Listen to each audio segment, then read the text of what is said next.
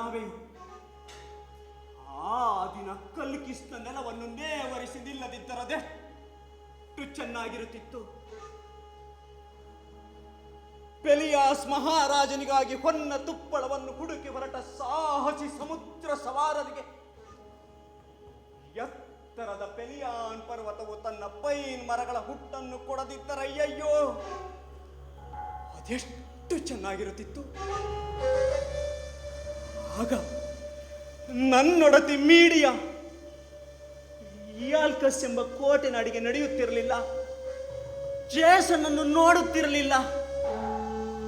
ಅವಳೆದೆಯಲ್ಲಿ ಬಯಕೆ ಉಕ್ಕುಕ್ಕಿ ಹರಿಯುತ್ತಿರಲಿಲ್ಲ. ಪೆಲಿಯಾಸ್ನ ಪುತ್ರಿಯರನ್ನೇ ಪ್ರಚೋದಿಸಿ ಅವರಪ್ಪನನ್ನೇ ಕೊಲ್ಲುವಂತೆ ಆಕೆ ಮಾಡುತ್ತಿರಲಿಲ್ಲ. ಕಾರಿಂತ್ ನಗರಿಗೆ ಬಂದು ಅವಳ ಗಂಡ ಮಕ್ಕಳೊಡನೆ ವಾಸಿಸುತ್ತಿರಲಿಲ್ಲ. ಅವಳು ಬದುಕಿದ್ದು ದೇಶಭ್ರಷ್ಟಳಾಗಿ ತನ್ನ ಗಂಡ ಜೇಸನನ್ನು ಹೆಜ್ಜೆ ಹೆಜ್ಜೆಗೂ ಅನುಸರಿಸಿದಳು. ಆದರೀಗ ಅವಳ ಎದೆಯಲ್ಲಿರುವುದು ದ್ವೇಷದ ಧಗೆ ಮಾತ್ರ. ಜೇಸನ್ ತನ್ನ ಹೆಂಡತಿ ಮಕ್ಕಳನ್ನು ವಂಚಿಸಿ ಈ ನಾಡಿನರಸ ಕ್ರಯಾನ್ ಮಗಳೊಟ್ಟಿಗೆ ಮಲಗುತ್ತಿದ್ದಾನೆ. ಅವಮಾನಿತಳಾದ ನತದೃಷ್ಟ ಮೀಡಿಯಾ ಜೇಸನ್ನ ಆಣೆ ಪ್ರಮಾಣಗಳನ್ನು ನೆನೆಯುತ್ತಾ ಗೋಳಿಡುತ್ತಿದ್ದಾಳೆ. ಬಲಗೈಯನ್ನು ಬಳಸಿ ಭದ್ರಗೊಳಿಸಿದ್ದ ಭಾಷೆಯನ್ನು ಆತ ಹೇಗೆ ಮುರಿದನೆಂದು ನೋಡಲು ದೇವರನ್ನು ಕರೆಯುತ್ತಿದ್ದಾಳೆ. ಅವಳಿಗೆ ಅನ್ನಾಹಾರ ಬೇಡವಾಗಿದೆ. ಗಂಡನಿಂದ ಅವಳಿಗಾದ ಅನ್ಯಾಯದಿಂದ ದುಃಖ ಕಣ್ಣೀರಿನಲ್ಲಿ ಕರಗುತ್ತಿದ್ದಾಳೆ. ಮುಖವನ್ನೆತ್ತುತ್ತಿಲ್ಲ, ನೆಲವನ್ನು ಮಾತ್ರ ದಿಟ್ಟಿಸುತ್ತಿದ್ದಾಳೆ. ಅವಳನ್ನ ಕರೆದು ಮಾತನಾಡಿಸಿ ಸಮಾಧಾನ ಹೇಳಹೋದರೆ ಸಮುದ್ರದಂತೆ ಕಿವಿಯಿಲ್ಲದವಳಾಗಿದ್ದಾಳೆ. ಈಗ ತನಗೇ ಅಪಮಾನ ಮಾಡುತ್ತಿರುವ ಜೇಸನ್ಗಾಗಿ ತಾನೆಸಗಿದ ವಿಶ್ವಾಸಘಾತವನ್ನು ನೆನಪಿಸಿಕೊಂಡು ಅತ್ತು ಬಿಡುತ್ತಾಳೆ. ತಾಯಿ ನೆಲವ ತೊರೆವುದರ ನೋವೇನು ಎಂಬುದನ್ನು ಮಂದಭಾಗ್ಯ ಈ ಕೇಡಿನಿಂದ ಕಂಡುಕೊಳ್ಳುವಂತಾಯ್ತಲ್ಲ. ಈಗವಳು ಹಡೆದ ಮಕ್ಕಳ ಮುಖ ನೋಡುವುದಕ್ಕೂ ಹೇಸುತ್ತಿದ್ದಾಳೆ. ಮನದಲ್ಲೇ ಆಕೆ ಕೆಟ್ಟ ಕೆಲಸದ ಕಾರ್ಯಸೂಚಿಯನ್ನು ಕೆತ್ತುತ್ತಿದ್ದಾಳೆ ಎಂಬ ಕಳವಳ ನನಗೆ. ಬಿರುಸು ಬುದ್ಧಿಯ ಈಕೆ ಅನ್ಯಾಯವನ್ನು ಸಹಿಸುವವಳಲ್ಲ. ಅವಳನ್ನು ಬಹಳ ಕಾಲದಿಂದ ಬಲ್ಲೆ. ಅವಳು ಏನನ್ನು ಯೋಚಿಸುತ್ತಿದ್ದಾಳೆ ಎಂಬುದನ್ನು ನೆನದೇ ನನ್ನ ಕಾಲುಗಳು ನಡುಗುತ್ತಿವೆ. ಮದುವೆಯ ಮಂಚವಿರುವ ಮಂದಿರವನ್ನು ಸದ್ದಿಲ್ಲದೆ ಹೊಕ್ಕು ನವವಧುವಿನ ನಡು ಹೊಟ್ಟೆಯನ್ನು ಚೂಪಾದ ಚೂರಿಯಿಂದ ಬಗೆದು ಮದುಮಗನಿಗೂ ಮಣ್ಣು ಮುಕ್ಕಿಸಿ ದುರಂತದ ದಳ್ಳುರಿಯು ಧಗಧಗಿಸುವಂತೆ ಮಾಡಿಬಿಡುತ್ತಾಳೆ ಎಂಬ ಕಳವಳ ನನಗೆ.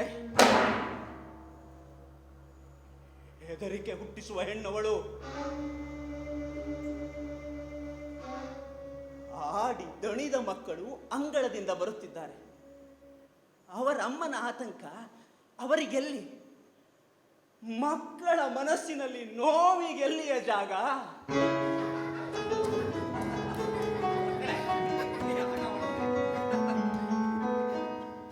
ನನ್ನೊಡತೆಯ ಮನೆಯ ಹಿರಿಯ ಸೇವಕಿ ಇಲ್ಲಿ ಬಾಗಿಲ ಬಳಿಯಕ್ಕೆ ಒಬ್ಬಳೇ ನಿಂತು ರೋಧಿಸುತ್ತಿದ್ದೀಯೇ? ಮೀಡಿಯಾಳೊಬ್ಬಳನ್ನೇ ಬಿಟ್ಟು ಬಂದೆಯ? ಅವಳ ಹತ್ತಿರ ಇರಬೇಕಲ್ಲವೇ ನೀನು? ಜೇಸನ್ನ ಮಕ್ಕಳ ಪಾಲಕನೇ. ಒಡೆಯರ ಮನೆಗೆ ಬರಸಿಡಿಲು ಎರಗಿದರೆ ಅದರ ಸುಡು ಸುಡು ಬೆಂಕಿ ಸೇವಕರ ಎದೆಯನ್ನೂ ಸೇರಿಬಿಡುವುದಿಲ್ಲವೇ? ನನ್ನ ಮನದೊಳಗೆ ಅಡಗಿಸಿಕೊಳ್ಳಲಾಗದ ಒಡತಿಯ ಬಾಧೆ ಬವಣೆಗಳನ್ನು ಬಾಗಿಲ ಬಳಿ ನಿಂತು ಭುವಿ ಬಾನುಗಳೆದುರು ಬರಿದು ಮಾಡಿಕೊಳ್ಳುತ್ತಿದ್ದೆ. ಆ ಹತಭಾಗ್ಯ ಉಳುವುದನ್ನು ನಿಲ್ಲಿಸಿಲ್ಲವೇ? ಏನು ಹೇಳಲಿ ನಿನ್ನ ತಿಳುವಳಿಕೆಗೆ? ಈಗಷ್ಟೇ ಪ್ರಾರಂಭಿಸಿದ್ದಾಳೆ. ಮೂರ್ಖ ಹೆಂಗಸು. ಒಡತಿಗೆ ಹಾಗೆಲ್ಲ ಹೇಳಬಾರದು. ಆದರೂ ಆಕೆ ಕಣ್ಣೀರನ್ನು ಉಳಿಸಿಕೊಳ್ಳಲಿ. ಇತ್ತೀಚಿನ ಆಘಾತದ ಬಗ್ಗೆ ಅವಳಿಗೆ ಅರಿವೇ ಇಲ್ಲ. ಆಘಾತವೇ? ಏನದು? ನಿನಗೆ ಗೊತ್ತಿರುವ ಸುದ್ದಿಯನ್ನು ನನ್ನಿಂದ ಮುಚ್ಚಿಡಬೇಡ. ಇಲ್ಲ, ಏನೂ ಇಲ್ಲ.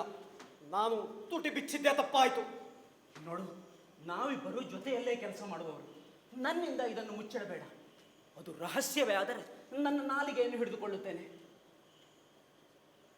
ಪೈರಿನಿ ನೀರಸಲೆಯ ಬಳಿ ಮುದುಕ ಗಂಡಸರೆಲ್ಲ ಕುಳಿತು ಪಗಡೆಯಾಡುವ ಕಟ್ಟೆಯ ಬಳಿ ಹೋದಾಗ ಯಾರೋ ಹೇಳುತ್ತಿದ್ದರು. ನಾನು ಕೇಳಿಸಿಕೊಳ್ಳುತ್ತಿದ್ದುದು ಅವರಿಗೆ ಗೊತ್ತಾಗಲಿಲ್ಲವೆನ್ನು. ನಾಡಿನ ಅರಸು ಕ್ರಯಾನ್ ಈ ಮಕ್ಕಳನ್ನು ಅವರ ತಾಯಿಯ ಸಹಿತ ಕಾರಿಂತಿನ ನೆಲದಿಂದ ಹೊರಗಟ್ಟುತ್ತಾನಂತೆ. ಸತ್ಯವೋ ಸುಳ್ಳೋ ಹೇಳಲಾರೆ. ಈ ಕೆಟ್ಟ ಮಾತು ನಿಜವಾಗದಿರಲಿ ಎಂದು ನನ್ನ ಹಾರೈಕೆ. ಜೇಸನ್ ಅವನ ಹೆಂಡತಿಯೊಂದಿಗೆ ಹಗೆ ಕಟ್ಟಿಕೊಂಡಿದ್ದರು. ತನ್ನ ಮಕ್ಕಳು ಮರುಗುವುದನ್ನು ಬಯಸುತ್ತಾನೆ. ಆತನಿಗೆ ಈ ಮನೆಯಲ್ಲಿ ಯಾರ ಸೌಖ್ಯವೂ ಮುಖ್ಯವಲ್ಲ. ಸರ್ವನಾಶವಾಯಿತು. ಮೊದಲ ಅಲೆಯ ಹೊಡೆತದಿಂದ ಸುಧಾರಿಸಿಕೊಳ್ಳುವ ಮೊದಲೇ ನಮ್ಮ ದೋಣಿಯನ್ನು ಮತ್ತೊಂದು ಅಲೆ ಮಗುಚಿ ಹಾಕುತ್ತದೆ. ಈ ವಿಚಾರವನ್ನ ಬಡತಿಗೆ ತಿಳಿಸಬೇಡ. ಆ ಸಮಯವಿಂದು ಬಂದಿಲ್ಲ. ದಿಗಿದು ತೋರಿಸಬೇಡ. ತುಟಿ ಬಿಚ್ಚದಿರು. ಅಯ್ಯೋ ಮಕ್ಕಳೇ, ಜೇಸನ್ ಎಂತ ತಂದೆ ಎಂಬುದು ನಿಮಗೆ ತಿಳಿಯುತ್ತೆ. ಅವನಿನ್ನೂ ನನ್ನ ಒಡೆಯ. ಆದರೆ ಆತನೆಷ್ಟು ಕ್ರೂರಿ ಎಂಬುದನ್ನು ತೋರಿಸಿಬಿಟ್ಟ. ಅವನೊಬ್ಬ ಪಾಪಿ. ಯಾರಲ್ಲ ಮನುಷ್ಯ ತನ್ನನ್ನು ತಾನು ಪ್ರೀತಿಸುವಷ್ಟು ಪಕ್ಕದವರನ್ನು ಪ್ರೀತಿಸಲಾರ ಎನ್ನುವುದನ್ನು ಈಗ ಕಲಿಯುತ್ತಿದ್ದೀಯೇನು? ತಂದೆಗೆ ಮಕ್ಕಳ ಮೇಲೆ ಮಮಕಾರವಿಲ್ಲ. ಮಡದಿ, ಮದುವೆ, ಮಂಚಗಳೇ ಅವನ ಮನಸ್ಸನ್ನು ತುಂಬಿವೆ. ಒಳಗೆ ಹೋಗಿ ಮಕ್ಕಳೇ, ಎಲ್ಲ ಒಳ್ಳೆಯದೇ ಆಗುತ್ತದೆ. ಈ ಮಕ್ಕಳನ್ನು ಇವೆಲ್ಲದರಿಂದ ಸಾಧ್ಯವಾದಷ್ಟು ದೂರವಿಡು. ಆಕೆ ಮಕ್ಕಳನ್ನು ಕೆಲವೊಮ್ಮೆ ಹೋರಿಯಂತೆ ಉರಿಗಣ್ಣಿನಲ್ಲಿ ದಿಟ್ಟಿಸುವುದನ್ನು ಕಂಡಿದ್ದೇನೆ. ಏನೋ ಮಾಡಿಬಿಡುತ್ತಾಳೇನೋ ಎನ್ನುವಂತೆ. ಸಿಟ್ಟನ್ನು ಕಾರಿಕೊಳ್ಳದೆ ಅವಳಿಗೆ ಅದರಿಂದ ಬಿಡುಗಡೆ ಇಲ್ಲ. ಆ ಸಿಟ್ಟು ಶತ್ರುವಿನ ಮೇಲೆ ಸಿಡಿಯಲಿ, ಮನೆಯ ಮಕ್ಕಳನ್ನು ಮುಟ್ಟದಿರಲಿ. ಅಯ್ಯೋ ದುರ್ದೈವವೇ, ಇದೆಂಥ ದುರ್ವಿಧಿ! ಈ ಸಂಕಟವನ್ನ ಹೇಗೆ ಸಹಿಸಲಿ? ನಾನು ಸತ್ತಾದರೂ ಹೋಗಬಾರದಿತ್ತೆ. ಕೇಳಿದಿರ ಮಕ್ಕಳೇ, ನಿಮ್ಮ ಅಮ್ಮನ ಎದೆ ಕಲಕಿ ಹೋಗಿದೆ. ಓಡಿ ಮನೆಯೊಳಕ್ಕೆ ಸೇರಿಕೊಳ್ಳಿ. ಅಮ್ಮನ ಹತ್ತಿರ ಹೋಗಬೇಡಿ. ಅವಳ ಕಣ್ಣಿಗೆ ಕಾಣಿಸಿಕೊಳ್ಳಬೇಡಿ. ಓಡಿ. ಬನ್ನಿ ಬನ್ನಿ ಮಕ್ಕಳೇ, ನಡೆಯಿರಿ.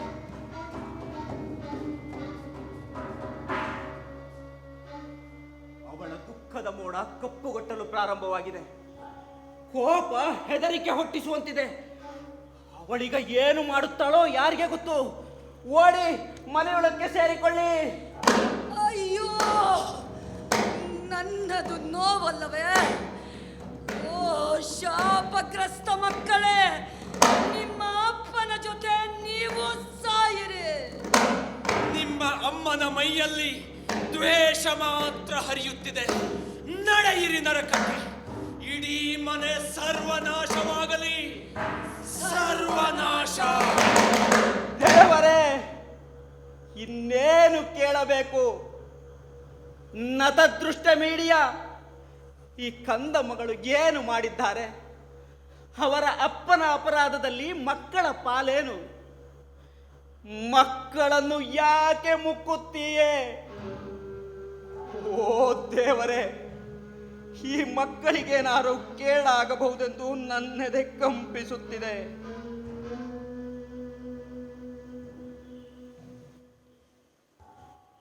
ಆಳುವವರ ಸಿಟ್ಟು ಸಣ್ಣದಲ್ಲ. ಅದನ್ನು ತಡೆಯುವುದು ಸುಲಭವಲ್ಲ. ಯಾವಾಗಲೂ ಇತರರ ಮೇಲೆ ಅಧಿಕಾರ ಚಲಾಯಿಸಬೇಕೆಂದವರು ಬಯಸುತ್ತಾರೆ. ನಿಷ್ಠುರರು, ಹಠಮಾರಿಗಳು ಆಗಿರುತ್ತಾರೆ. ನಾವು ಸರೀಕರ ಜೊತೆ ಸರೀಕರಾಗಿದ್ದು ಬಿಡುವುದೇ ಲೇಸು. ಸಿಟ್ಟುಗೊಂಡ ಸುರರು ಮೊದಲು ಸುಡುವುದು ಶ್ರೀಮಂತರ ಮನೆಗಳನ್ನೇ ಅಲ್ಲವೇ?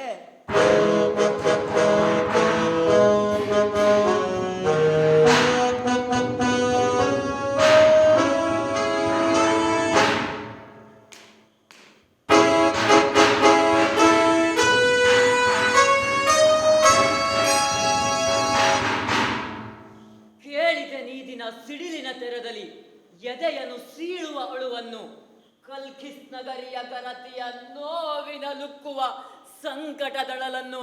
ನಿಲ್ಲಿಸಲಾರರೆ ಯಾರೂ ಆಕೆಯ ಕಣ್ಣಲ್ಲಿ ಹರಿಯುವ ನೀರನ್ನು. ಕೇಳುತ್ತಲಿರುವುದು ಆಕೆಯ ರೋದನ ದಾಟಿ ಮನೆಯ ಬಾಗಿಲುಗಳನ್ನು. ಸ್ನೇಹದ ಜೇಸನ್ ಬಾಳುವ ನೆಲೆ ಇದು. ಸಂಕಟವೆರಗಿದೆ ಏಕಿಲ್ಲಿ? ಈ ಮನೆ ನೋವಲಿ ನರಳುವ ಸದ್ದನು ಕೇಳಲಾರೆ ನಾನಿಂದಿಲ್ಲಿ. ನೀನು ಹೇಳುತ್ತಿರುವ ಜೇಸನ್ ಮನೆ ಎಲ್ಲಿದೆ ಈಗ? ಸರ್ವನಾಶವಾಗಿ ಹೋಯಿತು. ಜೇಸನ್ ರಾಜಕುಮಾರಿಯ ಹಾಸಿಗೆಯಲ್ಲಿ ಸೆರೆಯಾಗಿದ್ದಾನೆ. ಮೀಡಿಯಾ ಕೋಣೆಯಲ್ಲಿ ಕುಳಿತು ಕಣ್ಣೀರಿನಲ್ಲಿ ಕರಗುತ್ತಿದ್ದಾಳೆ, ಮರುಗಿ ಮುದುಡುತ್ತಿದ್ದಾಳೆ. ಯಾವ ಸ್ನೇಹಿತೆಯ ಮಾತು ಅವಳನ್ನು ಸಮಾಧಾನಗೊಳಿಸದ ಸ್ಥಿತಿ ತಲುಪಿದ್ದಾಳೆ. ಅಯ್ಯಯ್ಯೋ, ಸ್ವರ್ಗದಿಂದ ಸಿಡಿಯುವ ಸಿಡಿಲಾದರೂ ಬಡಿದು ನನ್ನ ತಲೆಯು ಹೋಳಾಗಬಾರದಿತ್ತೆ. ಇನ್ನು ಬದುಕಿ ನಾನಾದರೂ ಏನು ಮಾಡಲಿ? ಅಯ್ಯೋ ದೇವರೇ, ಸಾವಿಗಾಗಿ ನಾನಿನ್ನೆಷ್ಟು ಕಾಯಬೇಕು? ಕೇಳಿದೆಯಾ ನೀ ದೇವ ಸ್ಯೂಸನೆ ನೋವಲುಕ್ಕುವ ರಾಗವ? ಕೇಳಿದಿರೆ ಓ ಬೆಳಕು ಭುವಿಗಳೇ ಮಿಡಿಯುವ ದುಃಖದ ಗಾನವ? ಏಕ ಇವಳಿಗೆ ಬುದ್ಧಿ ಭ್ರಮಣೆಯು ಸಾವ ಕರೆಯುವ ಕಾಮನೆ. ಸತ್ತು ಕತ್ತಲ ನೋಡ ಹೋದರೆ ಅಲ್ಲಿ ಇರದೆ ಯಾತನೆ. ಅತ್ತು ಕರೆದರೆ ಕೂಗಿ ಮೊರೆದರೆ ಸಾವು ಬರುವುದೇ ಬೇಗನೆ. ಅಂತ ಪ್ರಾರ್ಥನೆ ಮಾಡಬಾರದು, ಅಳುವ ತಡೆದುಕೋ ಸುಮ್ಮನೆ. ನ್ಯಾಯ ದೇವತೆ ಥೇಮಿಸ್, ದೇವಿ ಆರ್ಟೆಮಿಸ್, ನೋಡಿದಿರೆ ನನ್ನ ಈಗಿನ ಸ್ಥಿತಿಯನ್ನು. ತಪ್ಪೇ ಮಾಡದ ನನಗೆ ಆಗಿರುವ ಅನ್ಯಾಯಕ್ಕೆ ತಕ್ಕುದಾದ ಪ್ರತೀಕಾರವನ್ನ ಮಾಡಬೇಕು. ಜೇಸನ್, ಅವನ ಹೊಸ ಹೆಂಡತಿ, ಅವರ ಮನೆಯೆಲ್ಲವೂ ಚೂರು ಚೂರಾಗಿ ಚದುರಿ ಹೋಗುವುದನ್ನು ನಾನು ನಿಂತು ನೋಡುವ ದಿನ ಬರಬೇಕು.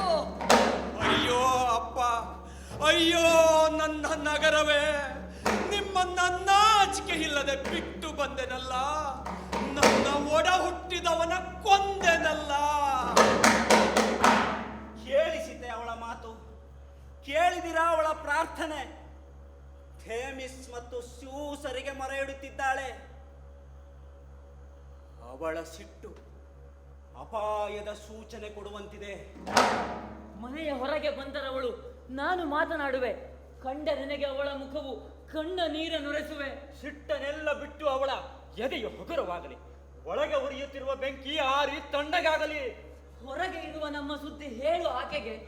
ಸಂಕಟದಲ್ಲಿ ಮನೆಯ ಸುಡದೆ ಬರಲಿ ಈಚೆಗೆ. ನೀವು ಹೇಳಿದಂತೆ ಮಾಡುತ್ತೇನೆ. ನ್ಯಾಯ ದೇವತೆ ಥೇಮಿಸ್, ದೇವಿ ಆರ್ಟೆಮಿಸ್. ಆದರೆ ಒಡತಿ ನನ್ನ ಮಾತು ಕೇಳುತ್ತಾಳೆ ಎನ್ನುವ ಯಾವ ಭರವಸೆಯೂ ಇಲ್ಲವಾಗಿದೆ. ನನ್ನ ಪ್ರಯತ್ನ ನಾನು ಮಾಡುತ್ತೇನೆ. ಮತ್ತೊಮ್ಮೆ ಮಾತನಾಡಲು ಕಷ್ಟವೇನು? ಆದರೆ ನೆನಪಿರಲಿ, ಓರಿಯದೋ ಎಂಬಂತೆ ಕಾಣುವ ಅವಳ ಕಣ್ಣುಗಳು ಕೆಂಡವಾಗಿವೆ. ಸೇವಕಿಯರು ಸನಿಹ ಹೋದರೆ ಈಗ ತಾನೇ ಮರಿಗಳನ್ನು ಹಡೆದ ಹೆಣ್ಣು ಸಿಂಹದ ಹಾಗೆ ಕೆಕ್ಕರಿಸಿ ನೋಡುತ್ತಾಳೆ. ಓ ಶಾಪಗ್ರಸ್ತ ಮಕ್ಕಳೇ, ನಿಮ್ಮ ಅಪ್ಪನ ಜೊತೆ ನೀವು ಸಾಯಿರಿ. ನಿಮ್ಮ ಅಮ್ಮನ ಮೈಯಲ್ಲಿ ದ್ವೇಷ ಮಾತ್ರ ಹರಿಯುತ್ತಿದೆ. ನಡೆಯಿರಿ ನರಕಕ್ಕೆ. ಇಡೀ ಮನೆ ಸರ್ವನಾಶವಾಗಲಿ. ಸರ್ವನಾಶ. ಮತ್ತೆ ಕೇಳಿತು ಉಕ್ಕಿ ಬರುತ್ತಿಹ ಎದೆಯ ನೋವಿನ ಸ್ಫೋಟವು. ಕರುಳ ಕೊಯ್ಯುವ ಕೊರಗಿನಿಂದಲಿ ಮುಗಿಯೇ ಮದುವೆಯ ಆಟವು. ಹೊಸದೆ ಹೆಣ್ಣನು ಹೊನ್ನಿನಾಸೆಗೆ ಹುಡುಕಿ ಹೊರಟಿಹ ಗಂಡನು. ಸಾಯಲೆನ್ನುತ್ತ ಕರೆಯುತ್ತಿರುವಳು ದೇವತೆ ದಂಡನು. ಯಾವ ದೇವರು ಉಪ್ಪು ನೀರಿನ ಕಡಲ ದಾಟಿಸಿ ಅವಳನ್ನು ತಂದು ಬಿಟ್ಟರೋ ಗ್ರೀಸ್ನ ಮಣ್ಣಿಗೆ. ಕಾಯುವರೆ ಅವಳುಸಿರನು.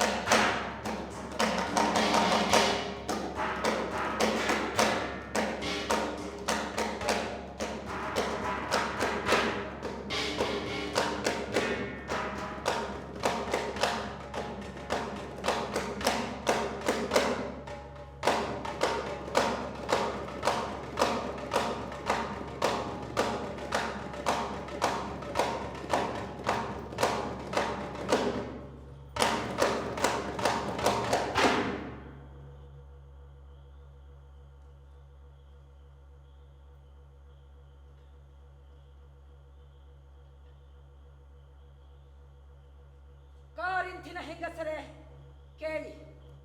ನನ್ನ ಬಗ್ಗೆ ನೀವು ಏನು ಹೇಳುವುದಿದ್ದರೂ ನನ್ನ ಎದುರಿಗೆ ಹೇಳಿ, ಬೆನ್ನ ಹಿಂದೆ ಅಲ್ಲ ಎಂಬ ಒಂದೇ ಕಾರಣಕ್ಕೆ ಹೊಸ್ತಿಲು ದಾಟಿ ಕಾಲಿಟ್ಟಿದ್ದೇನೆ.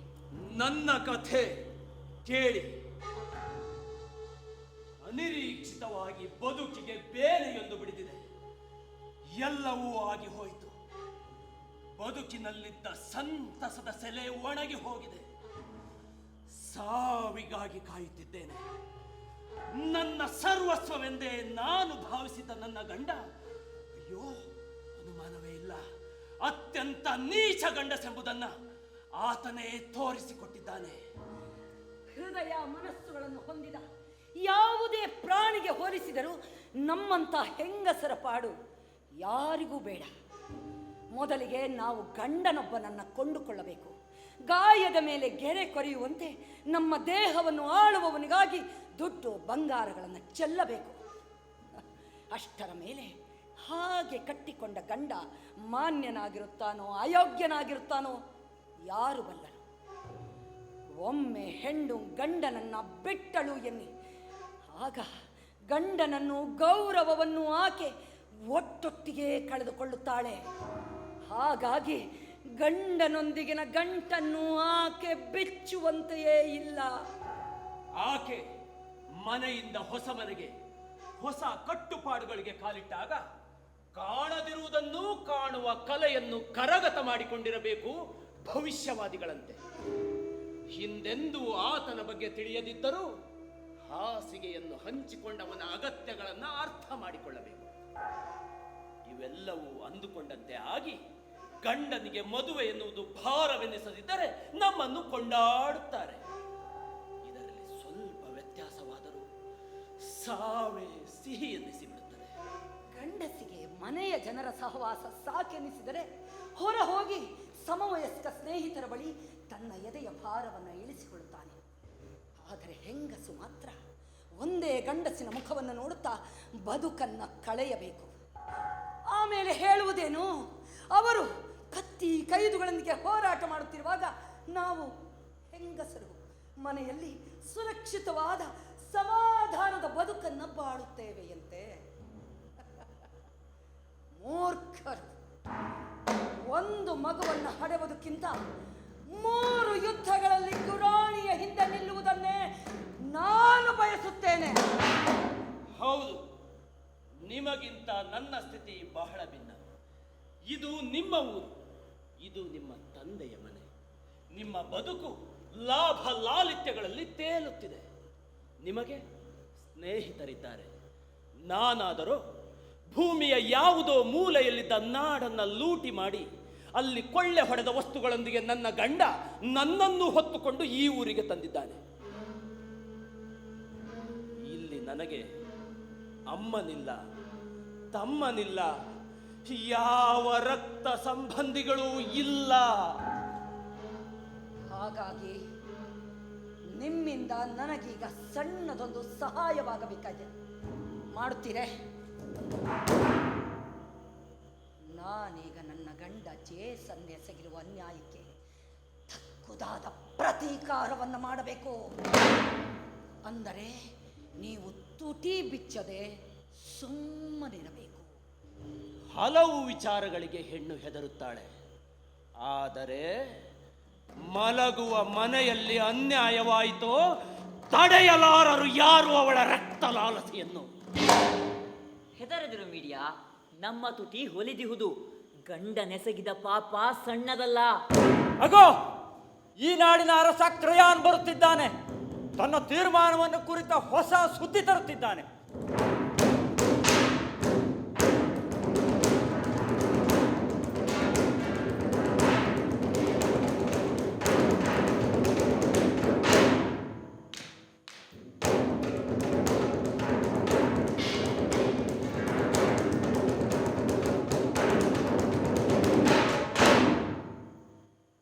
ಗಂಟಿಕ್ಕಿಕೊಂಡು ಗಂಡನೆಡೆ ಹಗೆಯ ಬಿಸಿ ಉಸಿರು ಸೂಸುತ್ತಿರುವ ಮೀಡಿಯಾ, ನನ್ನ ಅಪ್ಪಣೆ ಇದು. ನೀನೀಗಲೇ ಕಾರಿಂತಿನ ನೆಲವನ್ನು ಬಿಟ್ಟು ಹೊರಡಬೇಕು. ನಿನ್ನ ಮಕ್ಕಳನ್ನು ಕರೆದುಕೊಂಡು ದೇಶಾಂತರ ಹೋಗಬೇಕು ಈ ಕೂಡಲೇ. ನನ್ನ ಆಜ್ಞೆಯನ್ನು ನಾನೇ ಕಾರ್ಯರೂಪಕ್ಕೆ ತರುತ್ತಿದ್ದೇನೆ. ಈ ನಗರದ ಸೀಮೆಯನ್ನು ನೀನು ದಾಟಬೇಕು. ಅಲ್ಲಿಯವರೆಗೆ ನಾನೇ ನಿನ್ನೊದಗಿರುತ್ತೇನೆ. ಅಯ್ಯೋ ದೇವರೇ, ಸರ್ವನಾಶವಾಯಿತು. ನನ್ನ ಶತ್ರುಗಳು ಹಡಗಿನ ಹಾಯಿಗಳನ್ನು ತೆರೆದು ಹೊಡೆದಾಟಕ್ಕೆ ಇಳಿದಿದ್ದಾರೆ. ನನ್ನನ್ನು ಅಪ್ಪಿ ಒಪ್ಪಿಕೊಳ್ಳುವ ನೆಲವೇ ಕಾಣಿಸುತ್ತಿಲ್ಲವಲ್ಲ. ಇದರಿಂದ ನನಗೆ ಬಿಡುಗಡೆಯೇ ಇಲ್ಲವೇ? ಆಗುತ್ತಿರುವ ಅನ್ಯಾಯದ ನಡುವೆಯೇ ಕೇಳುತ್ತೇನೆ ಕ್ರಯಾನ್. ಹೇಳು, ನಾನು ಮಾಡಿದ ಯಾವ ತಪ್ಪಿಗಾಗಿ ನನ್ನನ್ನು ಗಡೀಪಾರು ಮಾಡುತ್ತಿರುವೆ? ನಿನ್ನನ್ನು ಕಂಡರೆ ಭಯ ನನಗೆ. ಮಾತನ್ನು ಮತಿಸದೆ ನೇರವಾಗಿ ನುಡಿಯುತ್ತೇನೆ ಕೇಳು. ನೀನು ನನ್ನ ಮಗಳನ್ನು ಕೊಲ್ಲುತ್ತೀಯೇ ಎಂಬ ಭಯ ನನಗೆ. ಹಾಗೆ ಯೋಚಿಸಲು ಹಲವು ಕಾರಣಗಳು ಇವೆ. ನೀನು ಚತುರೆ, ಕೆಡಕು ಕಲೆಗಳನ್ನು ಕರಗತ ಮಾಡಿಕೊಂಡವಳು ಕೂಡ. ಜೊತೆಗೆ ನಿನ್ನ ಗಂಡ ನಿನ್ನ ಹಾಸಿಗೆಯನ್ನು ತೊರೆದಿದ್ದಾನೆ ಎಂದು ಕುಪಿತಳಾಗಿದ್ದೀಯೆ. ಮದುಮಗಳು ನನಗೆ ಮತ್ತು ನಿನ್ನ ಗಂಡ ಜೇಸನ್ನಿಗೆ ಘಾಸಿ ಮಾಡುವ ಕುರಿತು ಮಾತನಾಡಿದ್ದೀಯೆ. ಅದರ ಯೋಜನೆ ಸಿದ್ಧವಾಗಿದೆ ಎಂಬ ಸುದ್ದಿ ಬಂದಿದೆ ನನಗೆ. ಕಡೆಗೆ ರೋಧಿಸುವುದಕ್ಕಿಂತ ಈಗಲೇ ರಕ್ಷಿಸುತ್ತೇನೆ. ನೀನು ನನ್ನ ವೈರ ಕಟ್ಟಿಕೊಂಡರೂ ಅದನ್ನು ಸಹಿಸುತ್ತೇನೆ. ಆದರೆ ಈಗ ಸುಮ್ಮನಿದ್ದು ನಂತರ ವ್ಯಥೆ ಪಡಲಾರೆ. ಇದೇನು ಮೊದಲ ಸಲವಲ್ಲ ಕ್ರಯಾನ್. ಹಿಂದು ಹಲವೊಮ್ಮೆ ನನ್ನ ಬಗೆಗಿನ ಅಭಿಪ್ರಾಯಗಳೇ ನನಗೆ ಉರುಳಾಗಿ ಪರಿಣಮಿಸಿತು.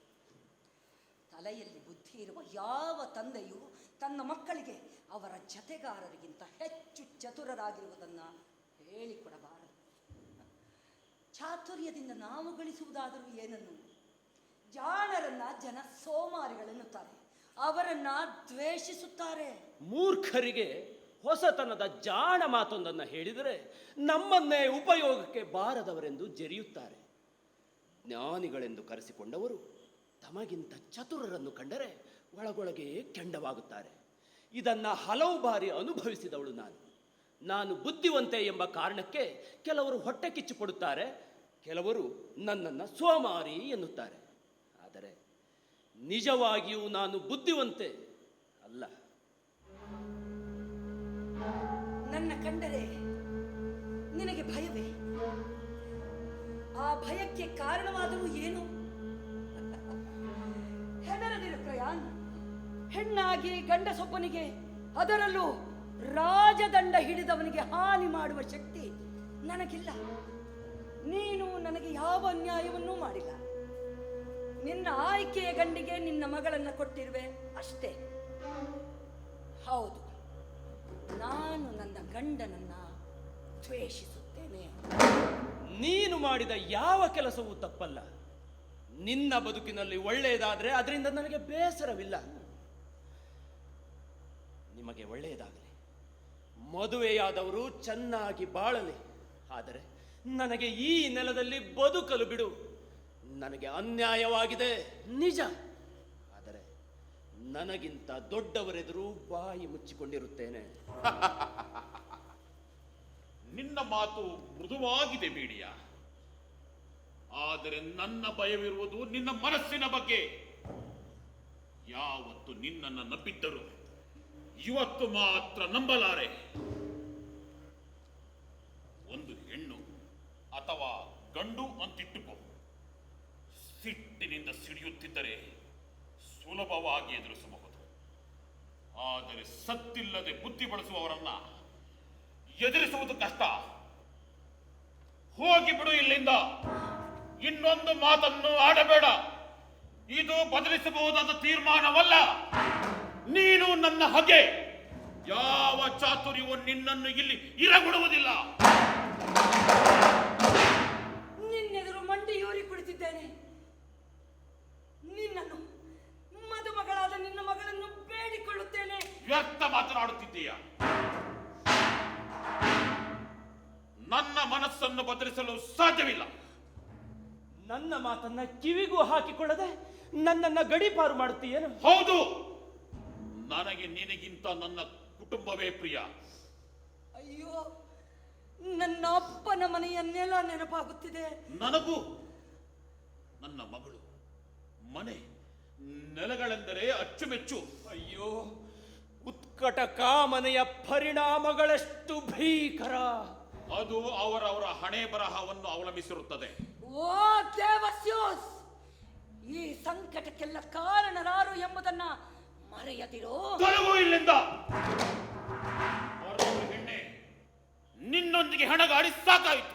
ಹೆಣಗಾಟ ನನಗೂ ಸಾಕಾಗಿದೆ. ನನ್ನ ಭಟರೀಗ ನಿನ್ನನ್ನೆತ್ತಿ ಹೊರ ಹಾಕುತ್ತಾರೆ. ಅಯ್ಯೋ, ಬೇಡಿಕೊಳ್ಳುತ್ತೇನೆ, ದಯವಿಟ್ಟು ನನ್ನ ಮಾತು ಕೇಳು.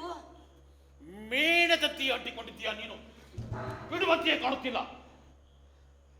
ಹೊರಡುತ್ತೇನೆ, ಹೆದರಬೇಡ. ಅದನ್ನೆಲ್ಲ ನಾನು ಕೇಳುತ್ತಿರುವುದು. ಮತ್ತೇನನ್ನು ಒತ್ತಾಯಿಸುತ್ತಿದ್ದೀಯಾ? ಇದೊಂದು ದಿನದ ಮಟ್ಟಿಗೆ ಇಲ್ಲಿ ಇರಲು ಬಿಡು. ಗಡಿ ದಾಟಿದ ಮೇಲೆ ಎಲ್ಲಿ ಉಳಿಯಬೇಕು ಎಂದು ಯೋಚಿಸಬೇಕಾಗಿದೆ. ಜೇಸನ್ ಮಕ್ಕಳನ್ನ ತನ್ನದೆಂದುಕೊಳ್ಳಲಾರ. ನನಗೀಗ ಅವರ ಭವಿಷ್ಯದ ಬಗ್ಗೆಯೂ ಚಿಂತೆಯಾಗಿದೆ. ಅವರ ಮೇಲೆ ಕರುಣೆ ಇಡು. ನೀನು ಕೂಡ ಮಕ್ಕಳೊಂದಿಗನಲ್ಲವೇ? ನಿನಗೆ ತಾಯಿಯ ಸಂಕಟ ಅರ್ಥವಾಗಬೇಕು. ನನಗೆ ನನ್ನ ಬಗ್ಗೆ ಚಿಂತೆಯೇ ಇಲ್ಲ.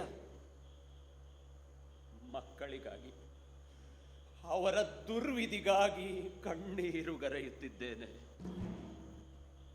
ಸ್ವಭಾವತಃ ನಾನು ನಿರಂಕುಶಾಧಿಕಾರಿಯಲ್ಲ. ಮುದು ಮನಸ್ಸೇ ನನಗೆ ಹಲವೊಮ್ಮೆ ಕೈಕೊಟ್ಟಿದೆ. ನಾನು ಮಾಡುತ್ತಿರುವುದು ತಪ್ಪು ಎಂದು ತಿಳಿದಿದ್ದು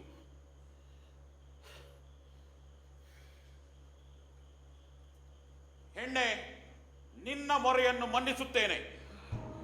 ಆದರೆ ಈ ನೆಲದಲ್ಲಿ ಮತ್ತೊಮ್ಮೆ ಸೂರ್ಯನ ಬೆಳಕು ನಿನ್ನ ಅಥವಾ ನಿನ್ನ ಮಕ್ಕಳ ಮೇಲೆ ಬಿದ್ದೀತಾದರೆ ಹೆಣವಾಗಿ ಹೋಗುತ್ತೀಯೇ. ಈ ಮಾತು ಮಾತ್ರ ಸುಳ್ಳಾಗದು. ನೀನು ಇರಲೇಬೇಕೆಂದಿದ್ದರೆ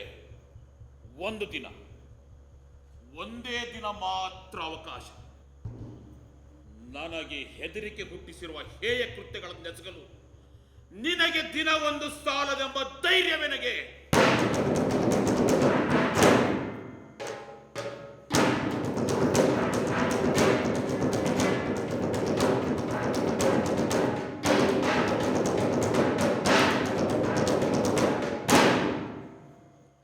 ನಿನ್ನ ಸಂಕಟ ಹಿರಿದು ಗೆಳತಿ, ಹೇಗೆ ಸಹಿಸುವೆನು ಅವನು? ಎಲ್ಲಿ ಹೋಗುವೆ ಈಗ? ಗಡಿಯನ್ನು ದಾಟಿ ಹುಡುಕುತ್ತಾ ಮನೆಯನು. ಯಾವ ಬೆಚ್ಚನೆ ಮನೆಯು ನಿನ್ನನ್ನು ಕರೆದು ಸೂರನು ಕೊಡುವುದು?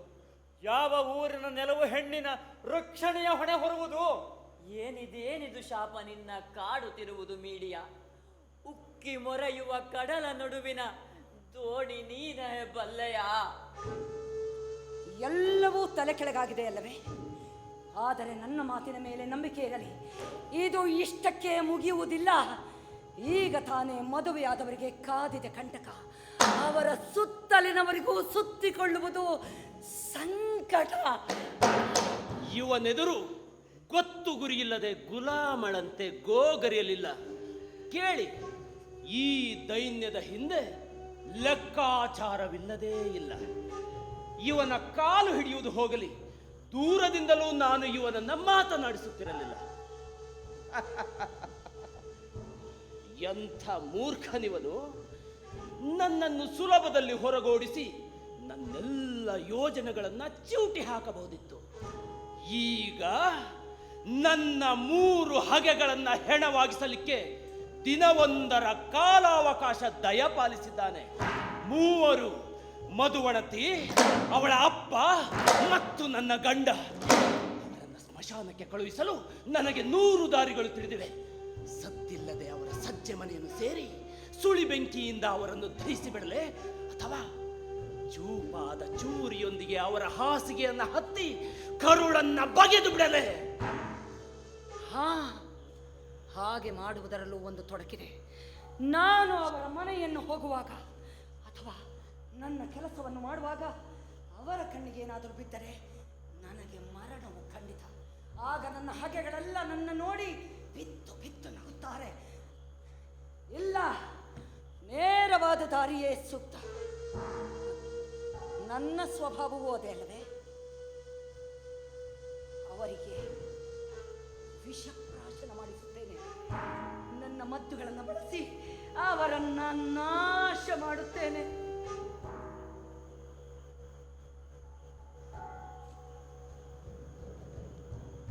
ಅವರನ್ನ ಕೊಲ್ಲಬಹುದು ನಿಜ. ಆಮೇಲೆ ಯಾವ ನಗರಿಯು ನನ್ನನ್ನು ಸ್ವೀಕರಿಸುತ್ತದೆ? ಯಾವ ಮನೆಯೊಡೆಯ ನನಗೆ ಸೂರು, ಸುರಕ್ಷೆ, ಸಮಾಧಾನಗಳನ್ನು ನೀಡುತ್ತಾನೆ? ಯಾರೂ ಇಲ್ಲ. ಸ್ವಲ್ಪ ಕಾಲ ಕಾಯುತ್ತೇನೆ. ಯಾರಾದರೂ ನನಗೆ ಸಣ್ಣದೊಂದು ಸಹಾಯ ಮಾಡಿದರೆ, ಇರಲೊಂದು ಸೂರು, ಸಣ್ಣದೊಂದು ಕೋಟೆಯನ್ನ ನೀಡುವರೆಂದರೆ ಸಾಕು, ಉಸಿರಾಟದ ಸದ್ದು ಕೇಳಿಸದಂತೆ ಮೋಸದಿಂದ ಮರಣದಾಟವನ್ನು ಮುಗಿಸಿಬಿಡುತ್ತೇನೆ. ವಿಧಿ ನನಗೆ ಸಹಾಯವನ್ನೇ ಮಾಡಲಿಲ್ಲ ಎಂದಿಟ್ಟುಕೊಳ್ಳಿ, ಆಗ ಅದು ನನ್ನ ಮರಣಕ್ಕೆ ಮುನ್ನುಡಿಯಾದರೂ ಹಿಂದೆಗೆಯದೆ ದೃಢ ಮನಸ್ಕಳಾಗಿ ಕೈಯಲ್ಲಿ ಕತ್ತಿಯನ್ನು ಎತ್ತಿ ಹಗೆಗಳ ಹೃದಯಕ್ಕೆ ನಾಟಿಸಿ ಬಿಡುತ್ತೇನೆ. ನನ್ನ ಗರ್ಭಗುಡಿಯಲ್ಲಿ ಗಟ್ಟಿಯಾಗಿ ಕುಳಿತು ಸಾಹಸಗಳಿಗೆ ಸಹಾಯಕಿಯಾಗಿ ಸದಾ ನನ್ನ ಪ್ರಾರ್ಥನೆಗೆ ಗೌರವಕ್ಕೆ ಭಾಜನರಾಗಿರುವ ದೇವಿ ಹೆಕಾಟೆಯ ಆಶೀರ್ವಾದದಿಂದ ನನಗೆ ನೋವನ್ನು ಮಾಡಿದವರ್ಯಾರು ಸುಖವಾಗಿ ಬದುಕಲಾರರು. ಅವರ ಮದುವೆಯ ಕಟ್ಟು ಕಹಿಯಾಗುವಂತೆ ಮಾಡುತ್ತೇನೆ. ಏಕಾಂಗಿಯಾದ ಅವರು ಈ ಮದುವೆಯಿಂದ ಮರುಗಬೇಕು. ನನ್ನನ್ನು ಗಡೀಪಾರು ಮಾಡಿದ್ದಕ್ಕೆ ಗೋಳಾಡಬೇಕು.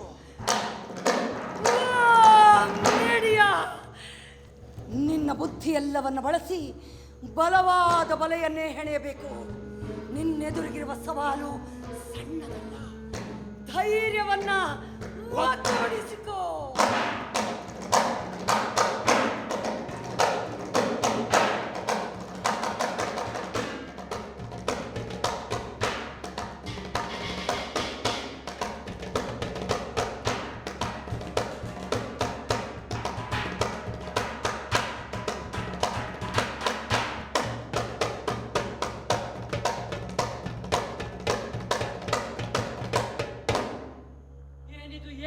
ಏನಿದು ಕೌತುಕ?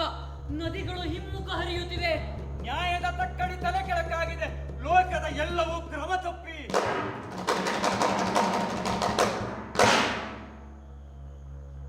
ಹೊರಟೆ ನೀನು.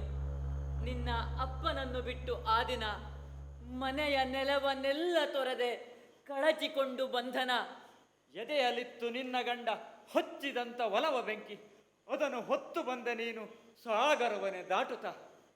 ನಿನ್ನ ಮಂಚ ಖಾಲಿಯಾಗಿ ಒಂಟಿಯಾಗಿ ಕುಳಿತೆ. ದೇಶ ಭ್ರಷ್ಟಳಾಗಿ ಇಂದು ನೆಲವ ಹುಡುಕಿ ಹೊರಟಿಹೆ. ಅಗೋ ಮೀಡಿಯಾ, ಜೇಸನ್.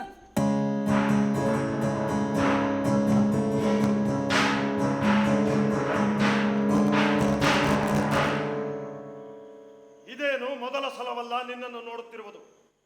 ಕೈ ಕಟ್ಟಿ ಕುದಿಯುವ ಕೋಪವು ಕಷ್ಟಗಳ ಕೂಪಕ್ಕೆ ಕರೆದೊಯ್ಯುತ್ತದೆ. ಅಧಿಕಾರಸ್ಥರ ಆಯ್ಕೆಗಳನ್ನು ಸದ್ದಿಲ್ಲದೆ ಒಪ್ಪಿಕೊಂಡಿದ್ದರೆ ನೀನು ಕಾರಿಂತ್ ನಗರಿಯಲ್ಲಿ ಅದೇ ಮನೆಯಲ್ಲಿ ಇರಬಹುದಿತ್ತು. ಆದರೆ ನೀನು ಮೂರ್ಖ ಮಾತುಗಳನ್ನಾಡಿ ಗಡಿಪಾರಿಗೆ ಗುರಿಯಾಗಿರುವೆ. ನಿನ್ನ ಸಿಟ್ಟು ನನ್ನನ್ನೇನು ಬಾಧಿಸದು. ಜೇಸನ್ ಒಬ್ಬ ನೀಚನೆಂದು ನೀನು ಸಾರಿ ಹೇಳಬಹುದು. ಆದರೆ ರಾಜಮನೆತನದ ಕುರಿತು ನೀನಾಡಿದ ಮಾತಿಗೆ ಬರಿಯ ಗಡಿಪಾರಿನ ಶಿಕ್ಷೆ ನಿನಗಿತ್ತ ವರವೇ ಹೊರತು ದಂಡನೆ ಅಲ್ಲವೆಂದೇ ತಿಳಿ. ನೀನು ಇಲ್ಲೇ ಇರಲೆಂಬ ಆಸೆಯಲ್ಲಿ ರಾಜನಿಗೆ ಸಮಾಧಾನ ಮಾಡುವ ಎಲ್ಲ ಪ್ರಯತ್ನ ಮಾಡಿದೆ. ಆದರೆ ನಿನ್ನ ಅಸಂಬದ್ಧ ಪ್ರಲಾಪವನ್ನು ನಿಲ್ಲಿಸಲೇ ಇಲ್ಲ. ಅದರ ಪರಿಣಾಮವನ್ನು ಈಗ ನೀನೇ ನೋಡುತ್ತಿದ್ದೀಯೆ.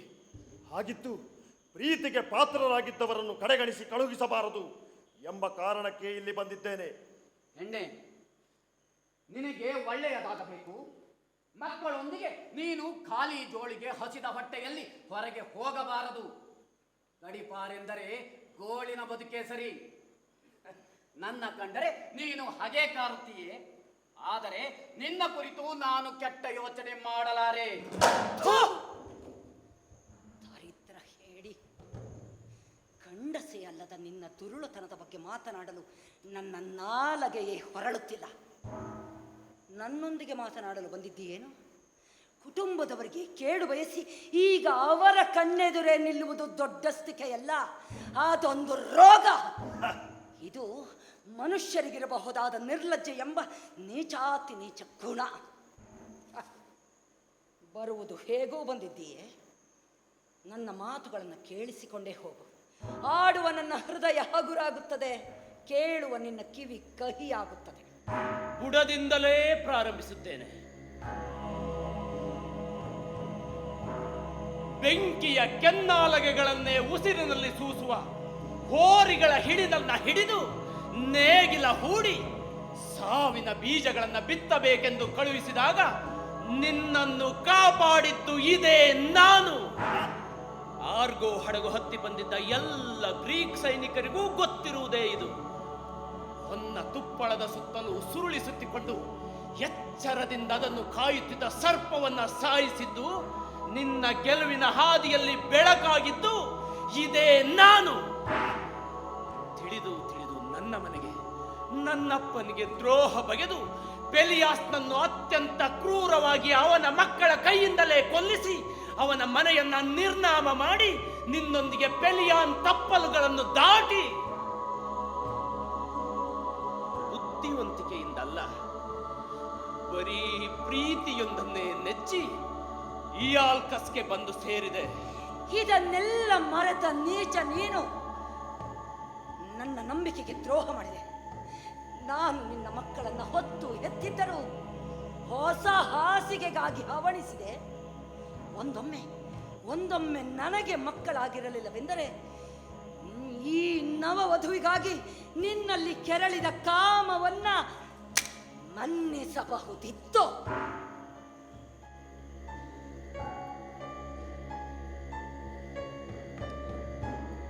ಈ ನನ್ನ ಬಲಗೈಯನ್ನ ನೀನು ಆಗಾಗ ಹಿಡಿದುಕೊಳ್ಳುತ್ತಿದ್ದೆ, ನನ್ನ ಕಾಲನ್ನು ಹಿಡಿಯುತ್ತಿದ್ದೆ. ಹಾಗೆ ನನ್ನನ್ನು ಮುಟ್ಟಿದುದರ ಉದ್ದೇಶವಾದರೂ ಏನು? ನನ್ನೆಲ್ಲ ನಂಬಿಕೆಗಳನ್ನು ನುಚ್ಚು ನೂರು ಮಾಡಿದೆ, ನಿಯತ್ತಿಲ್ಲದ ನೀಚ. ಈಗ ನಾನೆಲ್ಲಿಗೆ ಹೋಗಲಿ? ನಿನಗಾಗಿ ದ್ರೋಹ ಎಸಗಿದನಲ್ಲವೇ ಆ ನನ್ನ ಮನೆಗೆ, ಆ ನನ್ನ ಮನೆ ಇರುವ ಊರಿಗೆ ಹೋಗಲೇ, ಅಥವಾ ಪಾಪದ ಪೆಲಿಯಾಸ್ನ ಹೆಣ್ಣು ಮಕ್ಕಳ ಮನೆಗೋ? ಅವರ ತಂದೆಯ ಸಾವಿಗೆ ಕಾರಣಳಾದ ನನ್ನನ್ನ ಅವರು ಆತ್ಮೀಯವಾಗಿ ಸ್ವಾಗತಿಸುತ್ತಾರಲ್ಲವೇ? ನನ್ನ ಸ್ಥಿತಿ ಏನಾಗಿದೆ ನೋಡು. ನನ್ನ ಕುಟುಂಬದವರಿಗೆ ನಾನೀಗ ವೈರಿ. ನಾನು ಯಾರನ್ನ ಪ್ರೀತಿಸಬೇಕಿತ್ತು ಅವರೊಂದಿಗೆ ಯುದ್ಧಕ್ಕೆ ಇಳಿದವಳು. ಅವರನ್ನ ಘಾಸಿ ಮಾಡಲು ನಿನ್ನ ಮೇಲಿನ ಪ್ರೀತಿಯಲ್ಲದೆ ಬೇರೆ ಕಾರಣವೇ ಇರಲಿಲ್ಲ. ಅದಕ್ಕೆ ಬದಲಾಗಿ ನೀನೀಗ ನನ್ನನ್ನು ಈ ಗ್ರೀಸ್ ನಾಡಿನಲ್ಲಿಯೇ ಅತ್ಯಂತ ಆನಂದದ ಹೆಣ್ಣನ್ನಾಗಿ ಮಾಡಿದ್ದೀಯ. ನಾನು ಜತೆಗಾರರಿಲ್ಲದೆ ಎತ್ತಲಾಗಿ ಜತೆಗಾರರಿಲ್ಲದ ಮಕ್ಕಳನ್ನು ಕಟ್ಟಿಕೊಂಡು ಗಡಿ ದಾಟಿ ಹೋಗಬೇಕಿದೆ. ನೀನು ಹೊಸತಾಗಿ ಮದುವೆಯಾದ ಮರುದಿನವೇ ನಿನ್ನ ಹಳೆಯ ಹೆಂಡತಿ, ನಿನ್ನ ಜೀವವನ್ನು ಉಳಿಸಿದ ಹೆಂಡತಿ ತನ್ನ ಮಕ್ಕಳನ್ನು ಕಟ್ಟಿಕೊಂಡು ಹಾದಿ ಬದಿಯಲ್ಲಿ ತುತ್ತು ಕೂಳಿಗಾಗಿ ಕೈ ಒಟ್ಟಿ ನಿಂತಿರುತ್ತಾಳೆ. ದೊಡ್ಡ ಮರ್ಯಾದೆ ನಿನಗೆ. ಓ ದೇವಸ್ಯೂಸ್, ಚಿನ್ನ ಮತ್ತು ಹೊಳೆಯುವ ಹಿತ್ತಾಳೆಯ ನಡುವಿನ ವ್ಯತ್ಯಾಸ ಗುರುತಿಸಲು ದಾರಿ ತೋರಿಸಿದೆ. ಆದರೆ ದುಷ್ಟರಿಂದ ಸಜ್ಜನರನ್ನ ಪ್ರತ್ಯೇಕಿಸಿ ತಿಳಿಯಲು ಅವರ ಮುಖದ ಮೇಲೆ ಮುದ್ರೆಯನ್ನೇಕೆ ಮೂಡಿಸಲಿಲ್ಲ? ನಾನೀಗ ಮಾತಿನಲ್ಲಿಯೂ ಚತುರನಾಗಿ ಹಡಗನ್ನು ನಡೆಸುವ ಪಳಗಿದ ನಾವಿಕನಂತೆ ಹಾಯಿಯನ್ನು ಹದತಪ್ಪದ ರೀತಿಯಲ್ಲಿ ಹಿಡಿದು ಧಾರೆಯಾಗಿ ಸುರಿಯುತ್ತಿರುವ ನಿನ್ನ ನಿರಂತರ ಬೈಗುಳದ ಬಿರುಮಳೆಯನ್ನು ದಾಟಬೇಕು. ಹೆಣ್ಣೆ, ನೀನು ಮಾಡಿದ ಸಹಾಯವನ್ನು ಹೆಗ್ಗಳಿಸಿ ಹೇಳಿಕೊಳ್ಳುತ್ತಿದ್ದೀಯೇ. ನನಗೆ ನೆನಪಿರುವಂತೆ ಸಹಾಯ ಮಾಡಿ ನನ್ನ ಸಮುದ್ರಯಾನದ ಸುರಕ್ಷೆಯನ್ನು ನೋಡಿಕೊಂಡದ್ದು ಪ್ರೇಮ ದೇವತೆ ಸೈಪ್ರಿಸ್ ಹೊರತು ಮತ್ತಾವ ದೇವತೆಯೂ ಅಲ್ಲ. ಮಾನವರಂತೂ ಅಲ್ಲವೇ ಅಲ್ಲ. ನೀನು ಕುಶಲೆ ಹೌದು. ನಿಜವ ನುಡಿದರೆ ನಿನ್ನ ಸಿಟ್ಟು ಸೆಡವುಗಳು ನೆತ್ತಿಗೇರಬಹುದು. ಆದರೂ ಹೇಳುವುದನ್ನು ಹೇಳಿಯೇ ಬಿಡುತ್ತೇನೆ. ಮದನ ಬಾಣದ ಬಾಧೆಯಿಂದ ಕೈ ಕಟ್ಟಿ ಹೋದ ಕಾರಣಕ್ಕೆ ನೀನು ನನ್ನನ್ನು ಪಾರು ಮಾಡಿದೆಯಷ್ಟೇ. ಅದೇನು ದೊಡ್ಡ ವಿಷಯವೆಂದು ನನಗನ್ನಿಸುವುದಿಲ್ಲ. ಹೌದು, ನೀನು ನನ್ನನ್ನು ಬೆಂಬಲಿಸಿದೆ, ನನ್ನ ಜೀವವನ್ನು ಉಳಿಸಿದೆ. ಇಷ್ಟಾಗಿಯೂ ನೀನು ಕೊಟ್ಟದ್ದಕ್ಕಿಂತ ಪಡೆದದ್ದೇ ಹೆಚ್ಚು.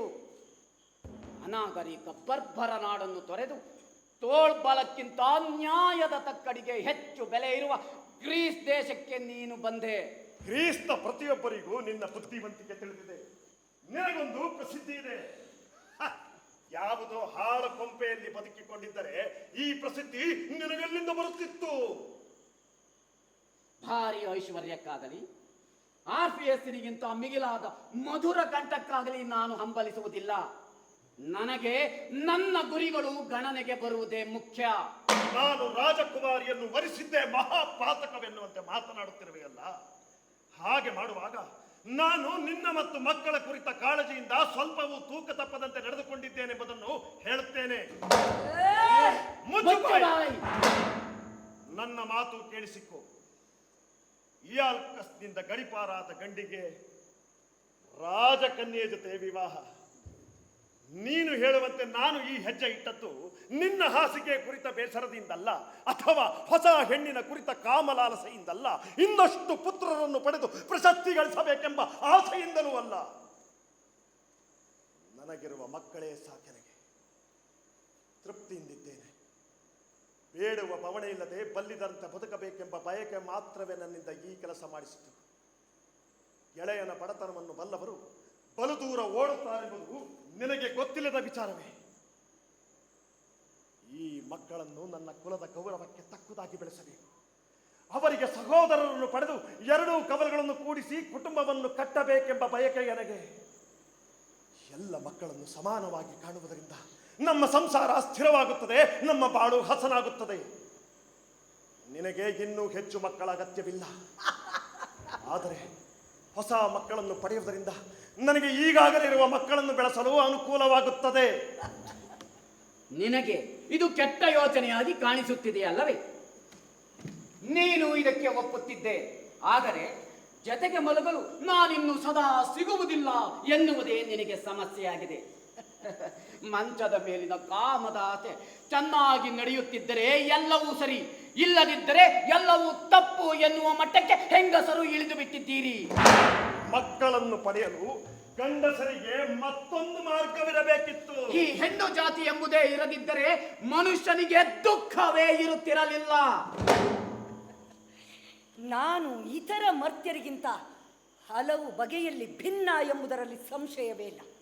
ನನ್ನ ಪ್ರಕಾರ ಅನ್ಯಾಯವನ್ನು ಮಾಡುವುದಲ್ಲದೆ ಅದರಲ್ಲಿಯೂ ವಾಕ್ಚಾತುರ್ಯವನ್ನು ತೋರಿಸುವ ಗಂಡಸು ಗರಿಷ್ಠ ಶಿಕ್ಷೆಗೆ ಅರ್ಹ. ಆತ ಮಾಡುವ ಎಲ್ಲ ಅಪರಾಧಗಳನ್ನು ಮಾಡಿ ಅವಕ್ಕೆ ತನ್ನ ನಾಲಿಗೆಯಿಂದ ಆಭರಣಗಳನ್ನು ತೊಡಿಸುವ ಪ್ರಯತ್ನ ಮಾಡುತ್ತಾನೆ. ಹಾಗೆ ಮಾಡಲು ಬೇಕಾದ ಪ್ರತಿಭೆ ಮಾತ್ರ ಅವನಲ್ಲಿ ಇರುವುದಿಲ್ಲ. ಉದಾಹರಣೆಗೆ ನೀನೇ ಇದ್ದೀಯಲ್ಲ, ದೊಡ್ಡ ದೊಡ್ಡ ಮಾತುಗಳನ್ನಾಡುವ ದರ್ಪ ತೋರಬೇಡ. ನನ್ನ ಒಂದು ಮಾತು ಸಾಕು ನಿನ್ನನ್ನು ಚಪ್ಪಟೆ ಮಾಡಿ ನೆಲದ ಮೇಲೆ ಮಲಗಿಸಲು. ನೀನು ಮಾಡುತ್ತಿರುವುದು ತಪ್ಪಲ್ಲ ಎಂದಾಗಿದ್ದಲ್ಲಿ ನಿನ್ನ ಮದುವೆಯ ವಿಚಾರವನ್ನ ನೀನು ನನಗೆ ಮೊದಲೇ ತಿಳಿಸುತ್ತಿದ್ದೆ. ನಿನ್ನ ಪ್ರೀತಿ ಪಾತ್ರರನ್ನು, ನಿನ್ನದೇ ಕುಟುಂಬವನ್ನ ಕತ್ತಲಲ್ಲಿ ಇಡುತ್ತಿರಲಿಲ್ಲ. ಹೌದು, ನಿಜ. ಹಾಗೆ ಮದುವೆಯ ಸುದ್ದಿಯನ್ನು ಮೊದಲೇ ಹೇಳಿದರೆ ನೀನು ನನ್ನನ್ನು ಮನಸಾ ಬೆಂಬಲಿಸುತ್ತಿದ್ದೀಯಲ್ಲವೇ? ಈಗಲೇ ನಿನಗೆ ಸಿಟ್ಟನ್ನು ಕೈಯಲ್ಲಿಟ್ಟುಕೊಳ್ಳಲು ಸಾಧ್ಯವಾಗುತ್ತಿಲ್ಲ. ನಿನ್ನ ಯೋಚನೆ ಅದಾಗಿರಲೇ ಇಲ್ಲ. ವಯಸ್ಸಾಗತೊಡಗಿದಂತೆ ನಿನಗೆ ಗೌರವದ ಕುರಿತ ಚಿಂತೆ ಎದ್ದಿದೆ. ದೇಶದ ಹೊರಗಿನ ಹೆಣ್ಣಿನ ಜೊತೆ ಹಾಸಿಗೆ ಹಂಚಿಕೊಳ್ಳುವುದು ನಿನ್ನ ಘನತೆಗೆ ತಕ್ಕುದಲ್ಲ ಎನ್ನಿಸಲು ಪ್ರಾರಂಭವಾಗಿದೆ. ಒಬ್ಬ ಹೆಣ್ಣಿಗಾಗಿ ನಾನು ರಾಜಮನೆತನದ ಸಂಬಂಧವನ್ನು ಬಯಸಲಿಲ್ಲ. ನಿನಗಿದರಲ್ಲಿ ಸಂಶಯ ಬೇಡ. ಹಿಂದೆ ಹೇಳಿದಂತೆ ನಿನ್ನನ್ನು ಸುಖವಾಗಿ ಇಡುವುದು, ನಮ್ಮ ಮಕ್ಕಳಿಗೆ ರಾಜಕುಮಾರರಾದ ಸಹೋದರರನ್ನು ನೀಡಿ ನಮ್ಮ ಕುಟುಂಬಕ್ಕೆ ನೆಮ್ಮದಿಯ ಕೋಟೆ ಕಟ್ಟುವುದು ನನ್ನ ಉದ್ದೇಶವಾಗಿತ್ತು. ನೋವನ್ನು ನೀಡುವ ನೆಮ್ಮದಿಯೇ ಆಗಲಿ, ಧರಿಸಿದಾಗ ಚುಚ್ಚುವ ಆಭರಣಗಳೇ ಆಗಲಿ, ನನಗೆ ಅವುಗಳ ಅಗತ್ಯವಿಲ್ಲ. ನೀನು ಬೇಡುವ ಬಗೆಯನ್ನು ಬದಲಿಸಿಕೊಂಡರೆ ಆಗ ಎಲ್ಲವೂ ಸರಿಯಾಗುತ್ತದೆ. ಅಗತ್ಯವಾಗಿರುವಂಥದ್ದನ್ನು ಅನುಪಯುಕ್ತ ಎನ್ನಬಾರದು, ಶ್ರೀಮಂತಿಕೆಯನ್ನು ಪೀಡೆ ಎಂದುಕೊಳ್ಳಬಾರದು, ಅದೃಷ್ಟ ಎದುರಾದಾಗ ದುರದೃಷ್ಟವನ್ನು ನೆನೆಯಬಾರದು. ಹೇಳು, ಮುಂದುವರೆಸು. ನನ್ನನ್ನ ಇನ್ನಷ್ಟು ಅವಮಾನಿಸು. ನಿನಗೊಂದು ಸೂರು ಸಿಕ್ಕಿದೆ ಅಲ್ಲವೇ? ಗಡೀಪಾರಾದವಳು ನಾನು ತಾನೇ. ಅದಕ್ಕೆ ಕಾರಣ ನೀನೇ. ಈಗ ನನ್ನನ್ನು ದೂರ ಬೇಡ. ಮರುಮದುವೆಯಾದವಳು ನಾನೇ. ನಾನು ನಿನ್ನನ್ನು ವಂಚಿಸಿದ್ದಾದರೂ ಹೇಗೆ? ರಾಜ ಮತ್ತು ರಾಜಮನೆತನದ ಕುರಿತು ಕೆಟ್ಟ ಮಾತನ್ನು ಆಡಿದವಳು ನೀನೇ ಅಲ್ಲವೇ? ಹೌದು. ಸ್ವತಃ ನಾನೇ ನಿನ್ನ ಸಂಸಾರಕ್ಕೆ ಬಡಿದ ಶಾಪ.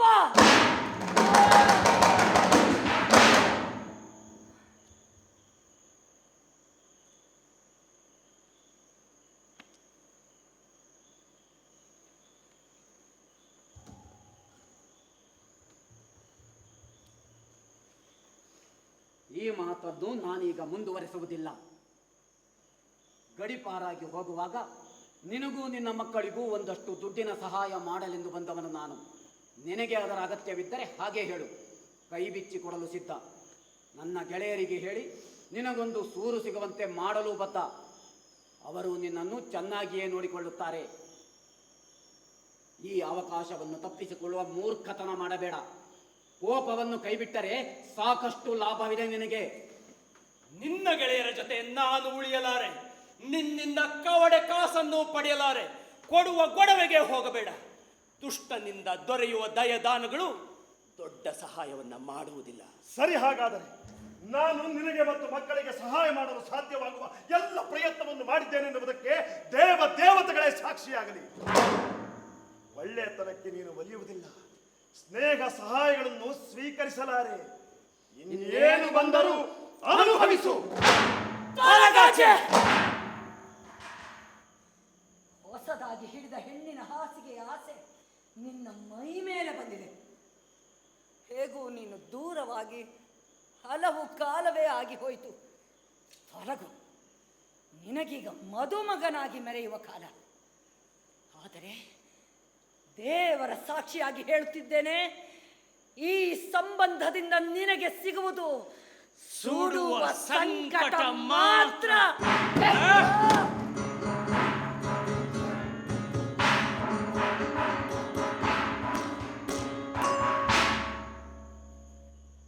ನನ್ನ ದೇಶವೇ, ನೆಲೆಕೊಟ್ಟ ನೆಲವೇ, ದೂರ ಮಾಡದಿರನ್ನ ಸೂರು ಸಿಗದಂತೆ. ನೆಲ ಇಲ್ಲದಂತಾಗೆ ಬದುಕುವುದು ಸುಲಭವೇ?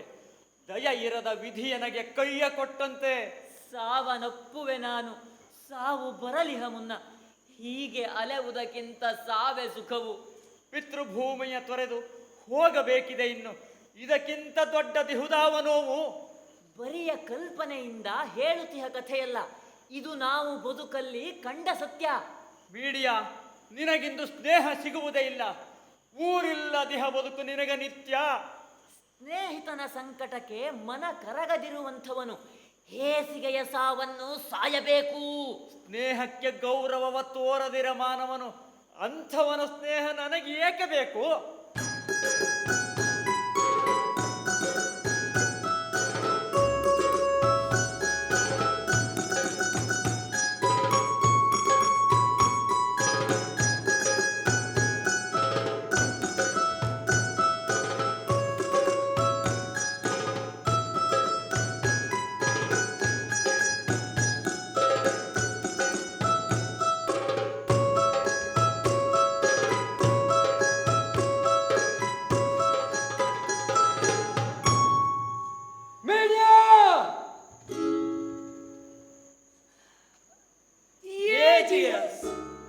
ಸಂತೋಷದಿಂದಿರು ಮೀಡಿಯಾ.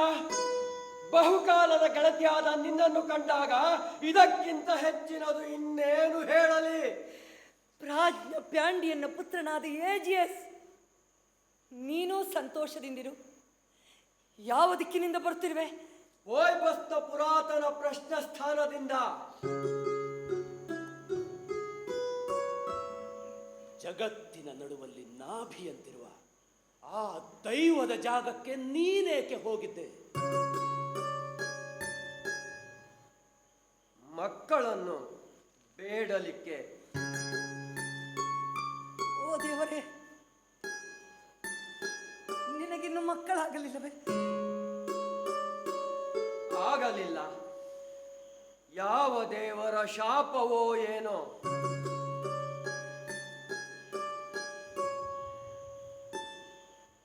ಮಕ್ಕಳ ಕುರಿತು ದೇವ ಪೋಯ್ಬಸ್ ಏನು ಹೇಳಿದ?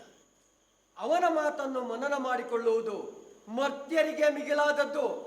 ದೇವವಾಣಿಯನ್ನು ನಾನು ಕೇಳಿಸಿಕೊಳ್ಳಬಹುದೇ ಅಥವಾ ನಿರ್ಬಂಧವಿದೆಯೇ? ಯಾಕೆ ಕೇಳಬಾರದು? ನನಗೀಗ ನಿನ್ನಂಥ ಚತುರ ಬುದ್ಧಿಯವರ ಅಗತ್ಯವಿದೆ. ಹೇಳು ಹಾಗಾದರೆ. ಮದಿರೆಯ ತುಂಬಿದ ಚರ್ಮದ ಚೀಲದ ಮುಚ್ಚಳವನ್ನು ನೀ ತೆಗೆಯದಿರು ಎಂದ. ಎಲ್ಲಿಯವರೆಗೆ? ಮನೆಯ ಬಾಗಿಲನ್ನು ದಾಟುವ ತನಕವು ಎಂದಿದ್ದಾನೆ. ಹಾಗಾದರೆ ಇಲ್ಲಿಗೇಕೆ ಬಂದಿರುವೆ? ಟ್ರೋಜನ್ ನೆಲದ ನಾಯಕನಾದ ಪಿಥಿಯಸ್, ಫೀಲಾಪ್ಸ್ನ ಮಗನವನು. ಜನರವನನ್ನ ಪೂಜ್ಯ ಭಾವನೆಯಿಂದ ಕಾಣುತ್ತಾರೆ. ದೇವ ಪೋಯ್ಬಸ್ನ ವಾಣಿಯನ್ನು ಅವನಲ್ಲಿ ಅರುಹಿ ಅರ್ಥ ಕೇಳಬೇಕು. ವಿವೇಕಿಯಾದ ಆತ ಉಪಯುಕ್ತ ಉತ್ತರ ನೀಡಬಲ್ಲ ಎನ್ನಿಸುತ್ತದೆ. ಆತ ನನ್ನ ಹೊದ್ದಿಗೆಯವ ಕೂಡ. ಅವನೊಂದಿಗೆ ಹಲವು ಯುದ್ಧಗಳಲ್ಲಿ ಪಾಲ್ಗೊಂಡಿದ್ದೇನೆ.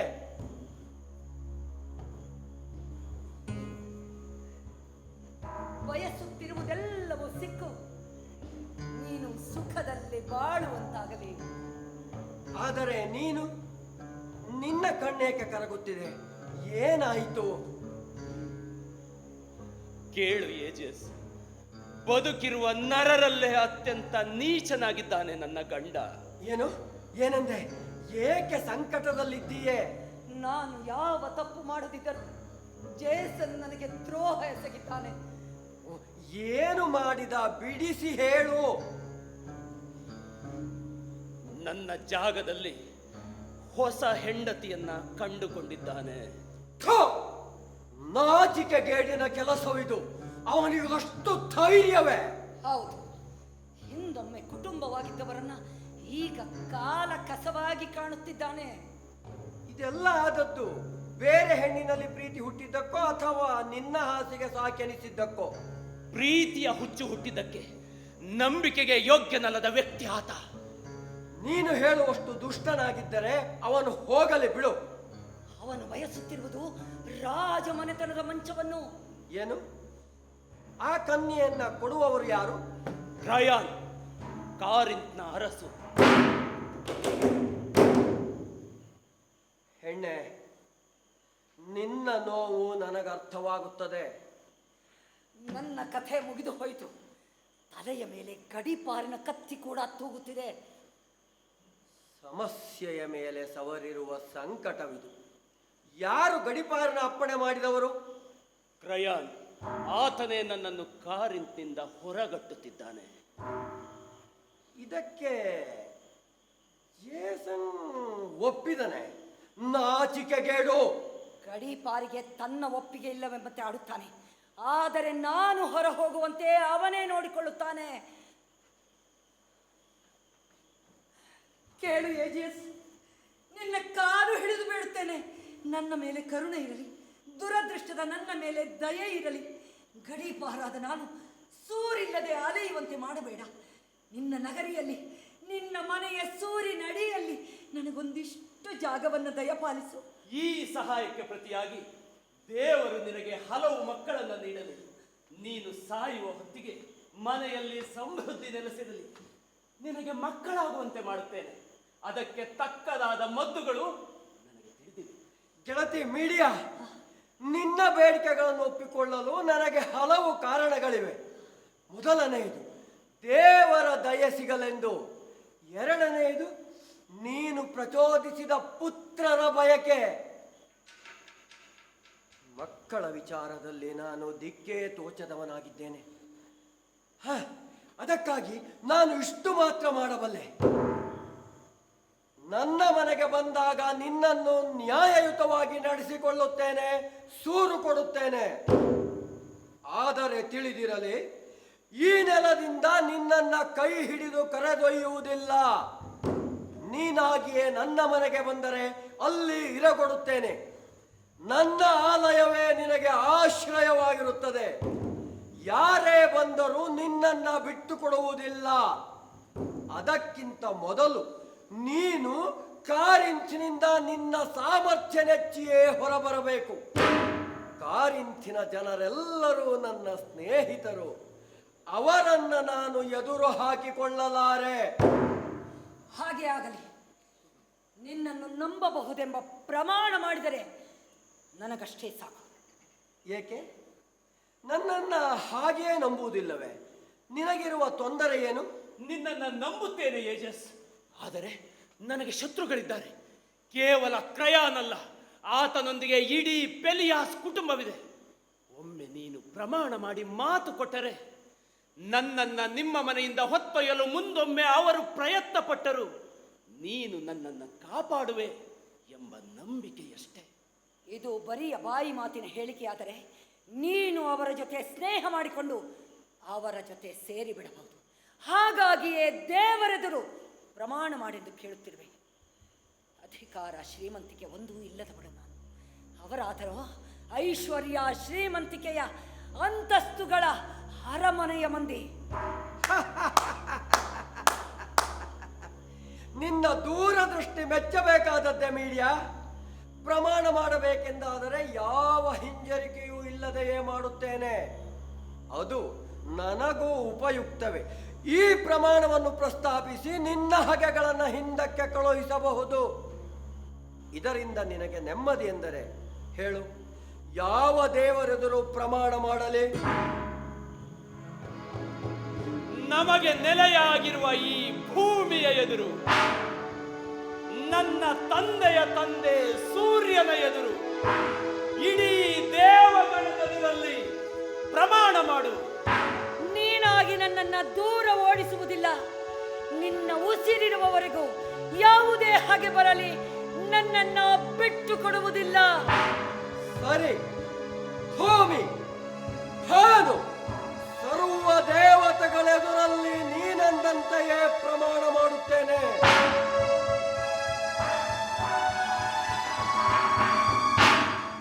ಆಯಿತು. ಒಂದು ವೇಳೆ ನೀನು ಮಾತು ಮುರಿದರೆ ದೇವತೆಗಳು ಎನ್ನನ್ನು ಸರಿ ಕಂಡಂತೆ ಶಿಕ್ಷಿಸಲಿ. ಹೊರಡು. ಹಾಗಾದರೆ ಸುಖವಾಗಿ ಪ್ರಯಾಣಿಸು.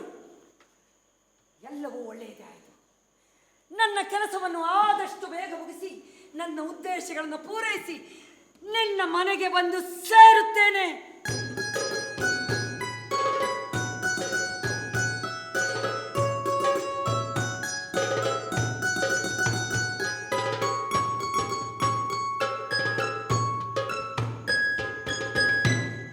ಹಾದಿಯಲ್ಲಿ ಹೋಗುವರ ಹಿತವ ಕಾಯುವ ಹರ್ಮಿಸ್ ನಿನ್ನನ್ನು ಸುಖವಾಗಿ ಮನೆಯ ಮುಟ್ಟಿಸಲಿ.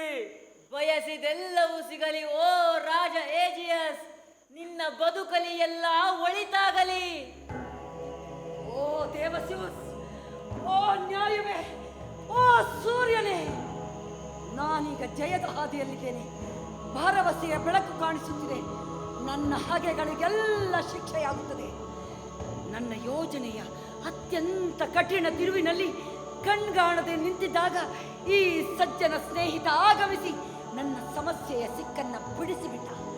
ನಾನೀಗ ನನ್ನ ದೋಣಿಯ ಲಂಗರನ್ನ ಇವನಿಗೆ ಬಿಗಿದುಕೊಂಡು ಅಥೀನಾ ದೇವತೆಯ ಅಥೆನ್ಸ್ ನಗರಿಗೆ ಕಾಲಿಡುತ್ತೇನೆ. ನನ್ನ ಯೋಜನೆಯನ್ನ ನಿಮಗೆ ಬಿಡಿಸಿ ಹೇಳುವ ಸಮಯ ಬಂದಿದೆ. ಕೇಳಿ, ನನ್ನ ಮಾತಿನಿಂದ ಮುದ ಸಿಗುತ್ತದೆ ಎಂಬ ಮರಳು ಆಸೆಗಳನ್ನ ಕಿತ್ತೆಸೆದು ಕೇಳಿಸಿಕೊಳ್ಳಿ. ಮೊದಲು ಆಳೊಬ್ಬನನ್ನು ಕಳುಹಿಸಿ ಜೇಸನ್ ಇಲ್ಲಿಗೆ ಬರುವಂತೆ ಮಾಡುತ್ತೇನೆ. ಬಂದಾಗ ನನ್ನ ನಯವಾದ ಮಾತುಗಳಿಂದ ಅವನನ್ನ ಮೃದುಗೊಳಿಸುತ್ತೇನೆ. ನೀನು ಹೇಳುವುದೆಲ್ಲವನ್ನು ಒಪ್ಪುತ್ತೇನೆ. ನೀನು ನನ್ನನ್ನು ತೊರೆದು ರಾಜಮನ ತಂದ ಸಂಬಂಧ ಬೆಳೆಸಿದ್ದು ಸರಿಯೇ ಇದೆ. ಎಂತಹ ಒಳ್ಳೆಯ ಆಲೋಚನೆಯದು ಎನ್ನುತ್ತಾ ನನ್ನ ಮಕ್ಕಳು ಮಾತ್ರ ಇಲ್ಲಿಯೇ ಇರಲಿ ಎಂದು ಬೇಡುತ್ತೇನೆ. ಹಗೆತನದ ಹೊಗೆ ತುಂಬಿರುವ ಈ ಹೊಲಸು ನೆಲದಲ್ಲಿ ಶತ್ರುಗಳು ನನ್ನ ಮಕ್ಕಳನ್ನ ಹೊಸಕೆ ಹಾಕಲು ಬಿಡುತ್ತೇನೆ ಎಂದು ತಿಳಿದುಕೊಳ್ಳಬೇಡಿ. ಈ ಮಕ್ಕಳನ್ನು ಬಳಸಿ ಮಹಾರಾಜನ ಮಗಳನ್ನ ಮುಗಿಸಿ ಬಿಡುತ್ತೇನೆ.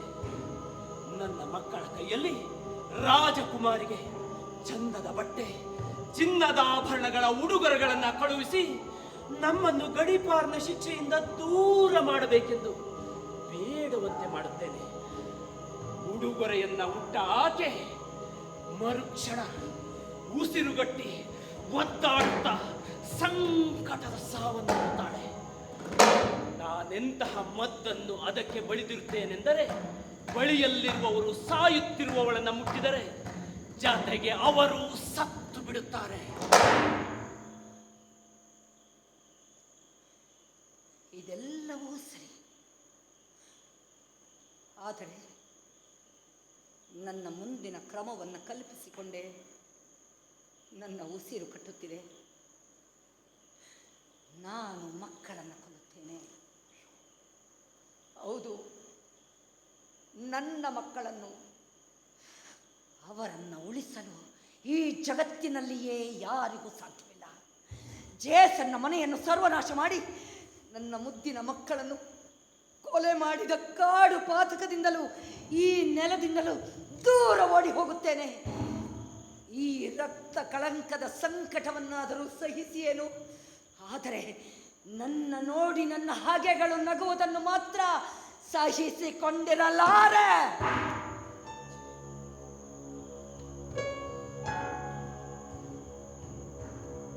ಏನಾಗುತ್ತದೆಯೋ ಆಗಿ ಹೋಗಲಿ. ಬದುಕುಳಿಯುವುದರಿಂದ ನನಗಿರುವ ಲಾಭವಾದರೂ ಏನು?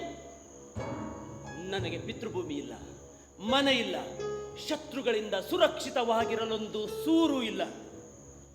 ದೈವದ ಸಹಾಯದೊಂದಿಗೆ ನಾನು ಈಗ ಯಾರನ್ನು ಶಿಕ್ಷಿಸಲಿದ್ದೇನೆಯೋ ಅದೇ ಗ್ರೀಕ್ ಗಂಡಸಿನ ವಾಗ್ವಿಲಾಸಕ್ಕೆ ಮರುಳಾಗಿ ನನ್ನ ಅಪ್ಪನ ಮನೆಯನ್ನ ತೊರೆದ ದಿನವೇ ನಾನು ಮೊದಲ ಪಾತಕವನ್ನೆಸಗಿಬಿಟ್ಟೆ.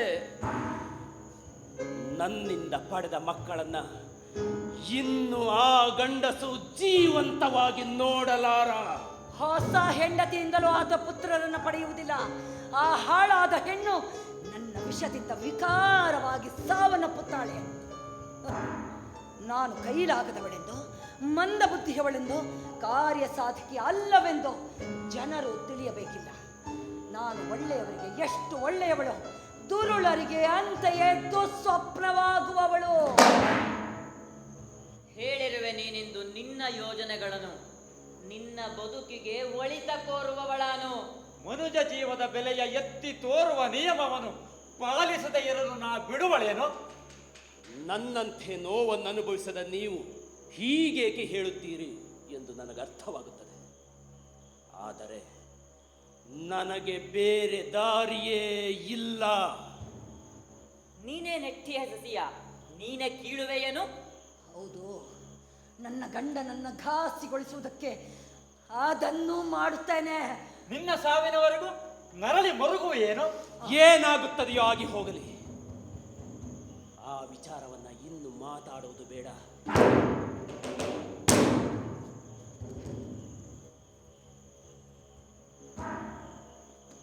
ನೀನು ಹೋಗಿ ಜೇಸನ್ನನ್ನು ಕರೆದುತ.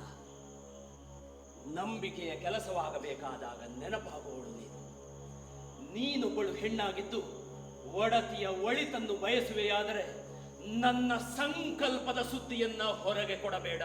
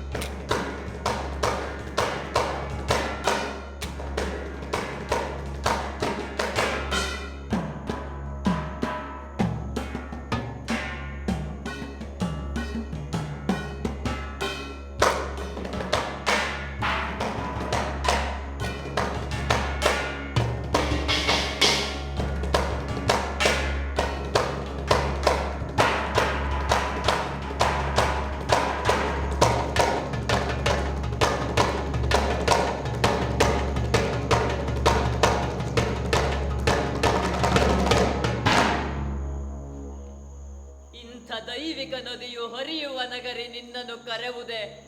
ಹಡೆದ ಮಕ್ಕಳ ಕೊಂದು ಕೈಯಲ್ಲಿ ರಕ್ತ ಹತ್ತಿಸಿಕೊಂಡರೆ ಸ್ನೇಹ ಪ್ರೀತಿಗೆ ಹೆಸರು ಮಾಡಿದ ನಗರಿ ನಿನ್ನೆರಗೊಡುವುದೇ? ಕೆಟ್ಟ ಹೆಂಗಸು ಕುಡಿಯ ಹೊಸಕಿದಳೆಂಬ ಹೆಸರನ್ನು ಪಡೆದರೆ ರಕ್ತಪಾತದ ಘೋರ ಕೃತ್ಯದ ಪಾಪವನ್ನು ಹೊರಬೇಡಮ್ಮ, ನಿನ್ನ ಕಾಲಿಗೆ ಬೀಳುವೆ. ಹೊಟ್ಟೆಯಲ್ಲಿ ಹುಟ್ಟಿರುವ ಮಕ್ಕಳ ಸಾವ ಸಹಿಸಲು ಆಗದಮ್ಮ, ನಿನಗೆ ನಾ ಕೈ ಮುಗಿಯುವೆ.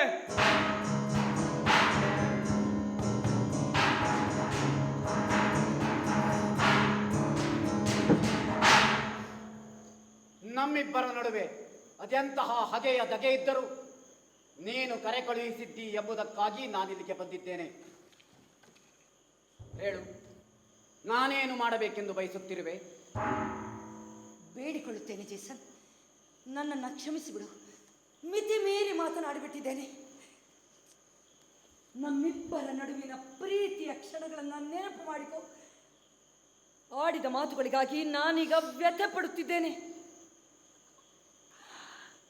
ಎಂಥ ಮೂರ್ಖ ಹೆಣ್ಣು ಮಿಡಿಯ ನೀನು! ನಿನಗೆ ಒಳಿತನ್ನು ಬಯಸುವವರೆದುರೆ ಏಕೆ ಕ್ರೋಧೋನ್ಮಾದದ ಕೊಚ್ಚೆಯನ್ನೆರಚುತ್ತೀಯೇ?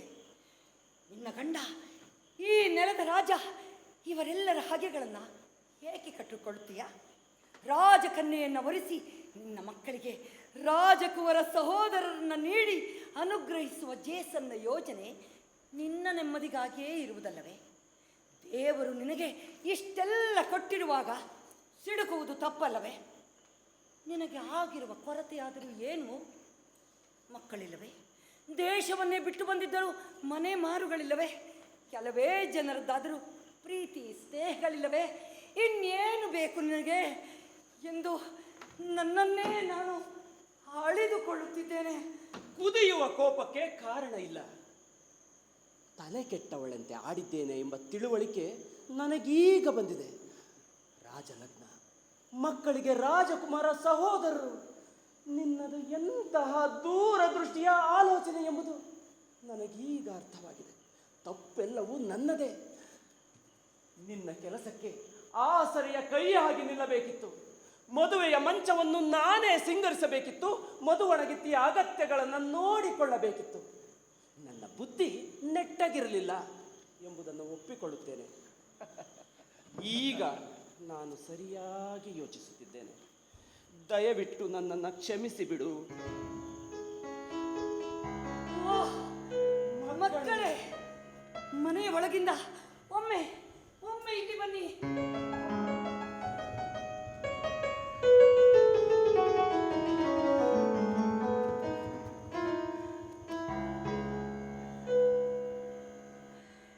ನಿಮ್ಮ ತಂದೆಯನ್ನ ತಬ್ಬಿಕೊಳ್ಳಿ.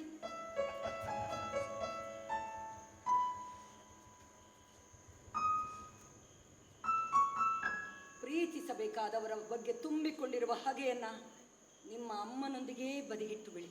ಪ್ರಾಯಶ್ಚಿತ್ತ ಮಾಡಿಕೊಂಡ ನಾವೀಗ ರಾಜಿಯಾಗಿದ್ದೇವೆ. ಅಮ್ಮನ ಸಿಟ್ಟೆಲ್ಲವೂ ಇಳಿದು ಹೋಗಿದೆ.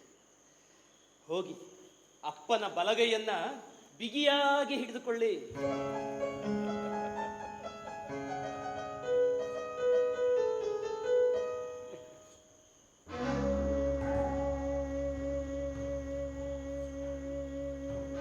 ಭವಿಷ್ಯದಲ್ಲಿ ಅಡಗಿ ಹೊಂಚು ಹಾಕುತ್ತಿರುವ ಕೇಡಿನ ಬಗ್ಗೆ ನಾನೀಗ ಯೋಚಿಸದಿರಲಾರೆ.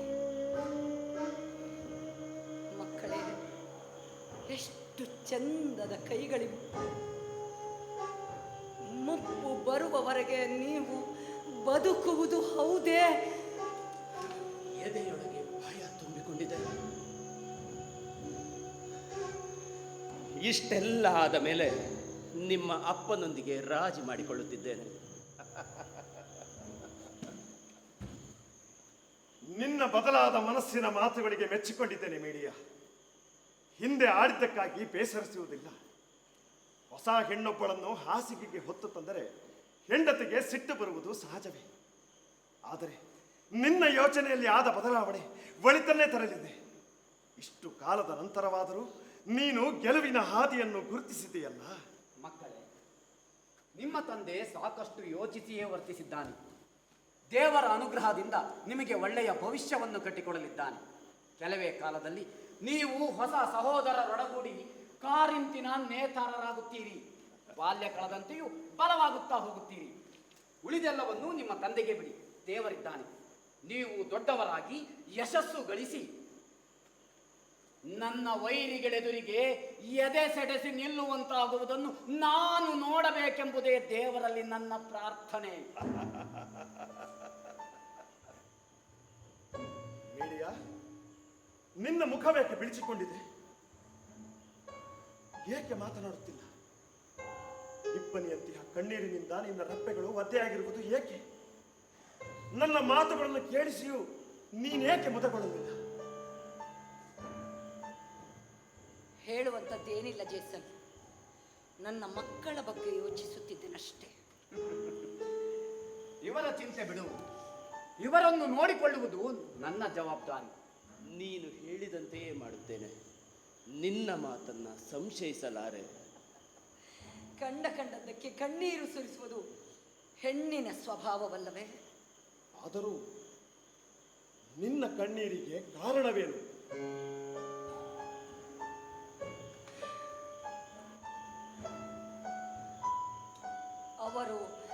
ಅವರು ನನ್ನ ಕುಡಿಗಳು. ಅವರು ಚೆನ್ನಾಗಿ ಬದುಕಲಿ ಎಂದು ನೀನು ಹಾರೈಸಿದಾಗ ಅವರು ಹಾಗೆ ಬದುಕಿಯಾರೆ ಎಂಬ ಪ್ರಶ್ನೆಯ ಜೊತೆ ನನ್ನೊಳಗೆ ಕರುಣೆಯುಕ್ಕಿತು. ನಿನ್ನನ್ನು ಕರೆಸಿ ಮಾತನಾಡಿದುದರ ಒಂದು ಉದ್ದೇಶ ಈಡೇರಿತು. ಈಗ ಮತ್ತೊಂದನ್ನು ಪ್ರಸ್ತಾಪಿಸುತ್ತೇನೆ. ರಾಜಮನೆತನವು ನನ್ನನ್ನು ಗಡೀಪಾರು ಮಾಡಿದೆ. ಹೌದು, ಒಪ್ಪಿಕೊಳ್ಳುತ್ತೇನೆ. ಇದು ಒಳ್ಳೆಯದಕ್ಕೆ ಎಂದು. ನಾನು ಇಲ್ಲಿಯೇ ಉಳಿದು ನಿನ್ನ ಮತ್ತು ರಾಜಮನೆತನದ ಅನುಕೂಲವನ್ನ ಹಾಳು ಮಾಡುವುದಿಲ್ಲ. ಈ ನೆಲವನ್ನ ತೊರೆದು ದೂರ ಹೋಗಿಬಿಡುತ್ತೇನೆ. ನನ್ನ ಮಕ್ಕಳನ್ನ ನೀನೇ ಕೈಯಾರೆ ಬೆಳೆಸಬೇಕು. ಅವರನ್ನ ಗಡೀಪಾರು ಮಾಡದಂತೆ ಕ್ರಯಾನ್ನನ್ನ ಕೇಳಿಕೊಳ್ಳಬೇಕು. ಅವನನ್ನು ಒಪ್ಪಿಸುತ್ತೇನೆಂಬ ಭರವಸೆ ಇಲ್ಲ. ಪ್ರಯತ್ನವನ್ನಂತೂ ಮಾಡುತ್ತೇನೆ. ತಂದೆಯನ್ನು ಕೇಳೆಂದು ನಿನ್ನ ಹೆಂಡತಿಗೆ ಹೇಳು. ದಯವಿಟ್ಟು ಮಕ್ಕಳು ಗಡೀಪಾರಾಗದಂತೆ ನೋಡಿಕೋ. ಖಂಡಿತ ಅವಳನ್ನು ಒಪ್ಪಿಸಬಹುದು ಎನಿಸುತ್ತಿದೆ. ಅದರಲ್ಲಿ ಸಂಶಯ ಬೇಡ. ಆಕೆ ಉಳಿದ ಹೆಣ್ಣುಗಳಂತೆಯೇ ಆದರೆ ಒಪ್ಪಿಯೇ ಒಪ್ಪುತ್ತಾಳೆ. ಈ ಕೆಲಸಕ್ಕೆ ನಾನೂ ಕೈ ಜೋಡಿಸುತ್ತೇನೆ.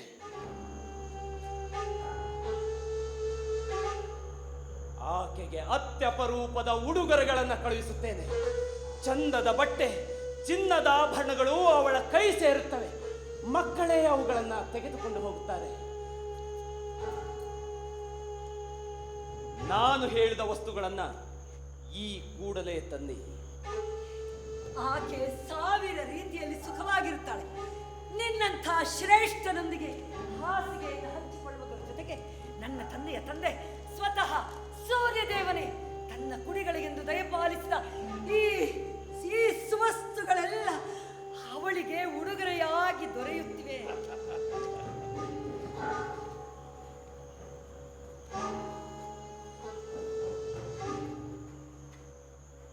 ಮಕ್ಕಳೇ, ಈ ವಿವಾಹದುಡುಗೊರೆಗಳನ್ನು ಮಧುವಣಗಿತ್ತಿಯಾದ ರಾಜಕುಮಾರಿಗೆ ನೀವೇ ಕೊಂಡೊಯ್ದು ಮುಟ್ಟಿಸಿ. ಯಾರೂ ಟೀಕಿಸಲಾಗದ ಈ ವಸ್ತುಗಳನ್ನು ಆಕೆ ಮೆಚ್ಚಲೇಬೇಕು. ಹೀಗೋ ತೆಗೆದುಕೊಳ್ಳಿ. ಈ ವಸ್ತುಗಳನ್ನು ಕೈಯಾರೆ ಕಳೆದುಕೊಳ್ಳುವ ಮೂರ್ಖ ಕೆಲಸವನ್ನು ಏಕೆ ಮಾಡುತ್ತಿದ್ದೀಯೆ? ಚಂದದ ಬಟ್ಟೆಗಳಿಗಾಗಲಿ ಚಿನ್ನ ಬೆಳ್ಳಿಗಳಿಗಾಗಲಿ ರಾಜಮನೆತನದಲ್ಲಿ ಕೊರತೆ ಇದೆಯೇನು? ಇವು ನಿನ್ನ ಬಳಿಯೇ ಇರಬೇಕು. ಕೊಟ್ಟು ಕೈ ಬಿಡಬೇಡ. ನನ್ನ ಹೆಂಡತಿಗೆ ನನ್ನ ಬಗ್ಗೆ ಗೌರವ ಇರುವುದೇ ಹೌದಾದರೆ ಹಣಕ್ಕಿಂತ ನನ್ನ ಮಾತಿಗೆ ಹೆಚ್ಚಿನ ಬೆಲೆ ಕೊಡುತ್ತಾಳೆ. ನನ್ನನ್ನು ತಡೆಯಬೇಡ. ಉಡುಗೊರೆಗಳು ದೇವರನ್ನೇ ಮೆಚ್ಚಿಸುತ್ತವೆಂತೆ ಇನ್ನು ಮರ್ತ್ಯರಾದವರನ್ನು ಕೇಳಬೇಕೆ? 10,000 ಪದಗಳಿಗಿಂತ ಹೊನ್ನಹಾರಕ್ಕೆ ಹೆಚ್ಚು ಶಕ್ತಿ ಇದೆ. ಅವಳಿಗೊಂದು ಮಾಂತ್ರಿಕ ಶಕ್ತಿ ಇದೆ. ದೈವಾನುಗ್ರಹವಿದೆ, ಯೌವನವಿದೆ, ಅಧಿಕಾರವಿದೆ. ನನ್ನ ಮಕ್ಕಳನ್ನ ಗಡೀಪಾರಿಂದ ಉಳಿಸುವುದಕ್ಕಾಗಿ ಚಿನ್ನವನ್ನಲ್ಲ, ನನ್ನ ಉಸಿರನ್ನೇ ಕೊಡಲು ಸಿದ್ಧಳಿದ್ದೇನೆ. ಮಕ್ಕಳೇ, ನೀವು ಆ ಸಿರಿಮನೆಯನ್ನ ಹೊಕ್ಕಾಗ ನನ್ನ ಒಡತಿ ಅಂದರೆ ನಿಮ್ಮ ತಂದೆಯ ಹೆಂಡತಿಯ ಕಾಲು ಹಿಡಿಯಬೇಕು. ನಮ್ಮನ್ನು ಗಡೀಪಾರಿನ ಶಿಕ್ಷೆಯಿಂದ ದೂರ ಮಾಡೆಂದು ಬೇಡಿಕೊಳ್ಳಬೇಕು. ಈ ಉಡುಗೊರೆಗಳನ್ನ ನೀಡಬೇಕು. ನೆನಪಿರಲಿ, ಈ ವಸ್ತುಗಳನ್ನ ಆಕೆ ತನ್ನ ಕೈಯಿಂದಲೇ ಎತ್ತಿಕೊಳ್ಳಬೇಕು. ಹೊರಡಿ, ಚುರುಕಾಗಿ ನಡೆಯಿರಿ. ನಿಮ್ಮ ಯಶಸ್ಸಿನ ಸುದ್ದಿಯನ್ನ ಅಮ್ಮನಿಗೆ ಬೇಗ ತನ್ನಿ.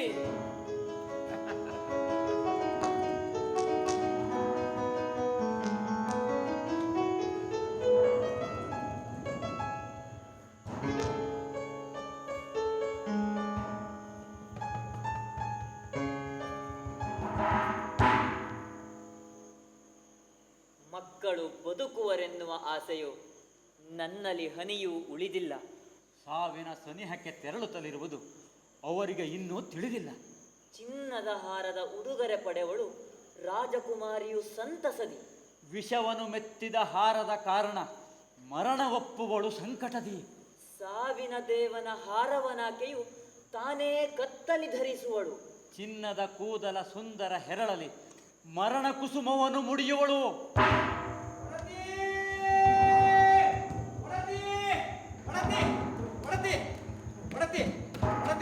ನಿಮ್ಮ ಮಕ್ಕಳಿಗೆ ಗಡೀಪಾರಿನ ಶಿಕ್ಷೆಯಿಂದ ವಿನಾಯಿತಿ ದೊರೆತಿದೆ. ರಾಜಕುಮಾರಿಯು ನಿಮ್ಮ ಉಡುಗೊರೆಯನ್ನ ಸಂತೋಷದಿಂದ ಕೈಗೆತ್ತಿಕೊಂಡಳು. ಮಕ್ಕಳ ಕುರಿತು ಅವಳಿಂದ ಭರವಸೆ ದೊರೆತಿದೆ. ಅಯ್ಯೋ, ಇಷ್ಟು ಒಳ್ಳೆಯ ಸುದ್ದಿಯನ್ನು ಕೇಳಿ ನೀವೇಕೆ ತೆಗೆದುಕೊಳ್ಳುತ್ತಿದ್ದೀರಿ? ಇಂಥ ಸಂತದ ಸಂದರ್ಭದಲ್ಲಿ ನಿಟ್ಟುಸಿರುಗರಿಯುತ್ತೀರಿ. ಶುಭದ ಸುದ್ದಿ ಇದು. ನನ್ನಿಂದೇನಾದರೂ ಅಪಚಾರವಾಗಿದೆಯೇ? ನಾನು ಉಸಿರಿದ್ದು ನನಗೆ ತಿಳಿಯದಂತೆ ಕೆಟ್ಟ ಸುದ್ದಿ ಆಗಿದೆಯೇ? ನೀನು ಹೇಳಬೇಕಾದ್ದನ್ನೇ ಹೇಳಿದ್ದೀಯಾ, ಅದಕ್ಕಾಗಿ ನಿನ್ನನ್ನು ದೂಷಿಸಲಾರೆ. ಹಾಗಾದರೆ ನಿಮ್ಮ ಕೆನ್ನೆಯ ಮೇಲೆ ನೀರೇಕೆ ಹರಿಯುತ್ತಿದೆ? ನೀವೇಕೆ ಕಣ್ಣನ್ನು ಎತ್ತುತ್ತಿಲ್ಲ? ಹಾಗೆ ಮಾಡುವುದೀಗ ಅನಿವಾರ್ಯವಾಗಿದೆಯಪ್ಪ.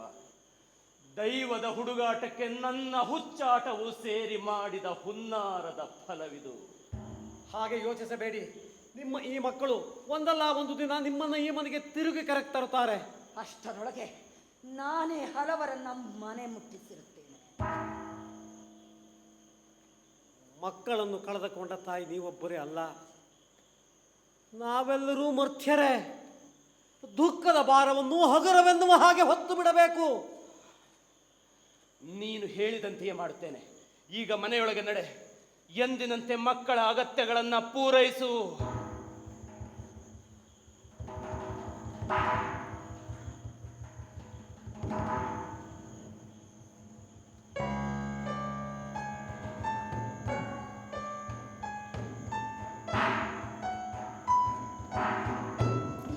ಬನ್ನಿ ಮಕ್ಕಳೇ.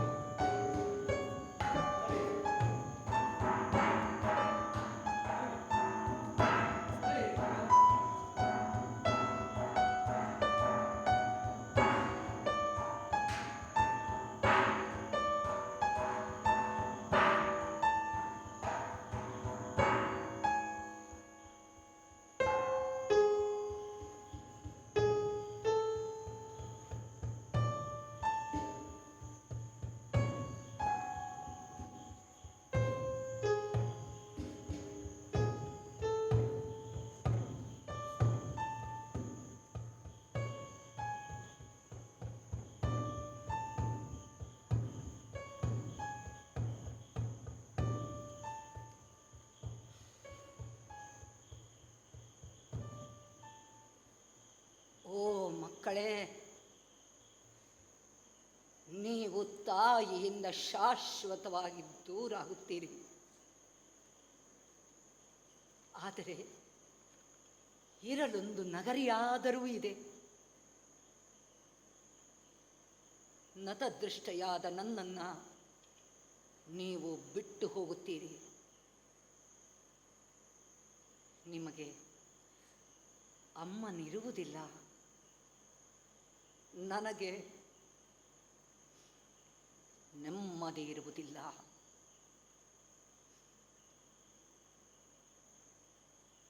ನೀವು ಅದೃಷ್ಟ ದೇವತೆಯ ಆಶೀರ್ವಾದದಿಂದ ಸುಖವಾಗಿ ಬಾಳಲು ತೊಡಗುವ ಮೊದಲೇ ನಿಮ್ಮ ಮದುವೆಗಳಲ್ಲಿ ದೀಪದ ಸೊಡರನ್ನು ಹಿಡಿದು ನಿಮ್ಮ ಹಾಸಿಗೆಗಳನ್ನು ಸಿಂಗರಿಸುವ ಮೊದಲೇ ನಾನು ಗಡೀ ಪಾರಾಗಿ ಇನ್ನೊಂದು ನೆಲದಲ್ಲಿ ನೆಲೆ ಹುಡುಕಿ ಹೊರಡುತ್ತೇನೆ. ಬೇಕೆಂದೇ ತಂದುಕೊಂಡ ಬೇನೆ ಇದು. ಮಕ್ಕಳೇ,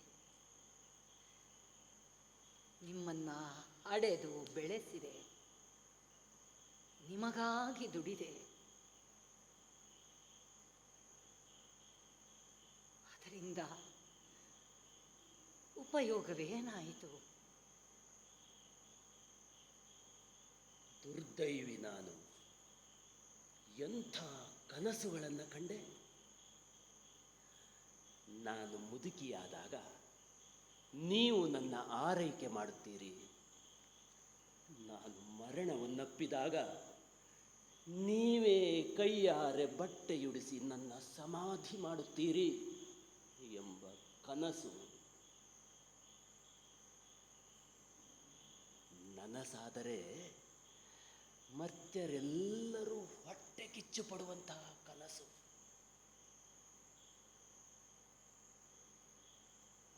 ಎಲ್ಲ ಸವಿಗನಸುಗಳು ಈಗ ನುಚ್ಚಾಗಿ ಚದುರಿವೆ. ನಿಮ್ಮನ್ನ ದೂರ ಮಾಡಿಕೊಂಡು ದುಗುಡ ದುಃಖಗಳು ದಟ್ಟೈಸಿದ ದರಿದ್ರ ಬದುಕನ್ನ ಬಾಳುತ್ತೇನೆ. ನೀವು ಇನ್ನೆಂದೂ ಈ ನಿಮ್ಮ ಅಮ್ಮನನ್ನ ಹೀಗೆ ಪ್ರೀತಿ ತುಂಬಿದ ಕಂಗಳಿಂದ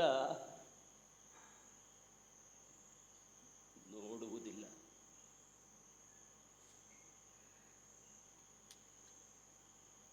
ಮಕ್ಕಳೇ, ಯಾಕೆ ನನ್ನನ್ನು ಹಾಗೆ ದಿಟ್ಟಿಸುತ್ತಿದ್ದೀರಿ? ಯಾಕೆ ನಗುತ್ತಿದ್ದೀರಿ ಮಕ್ಕಳೇ? ಇದು ನಿಮ್ಮ ಕೊನೆಯ ನಗುವೆ?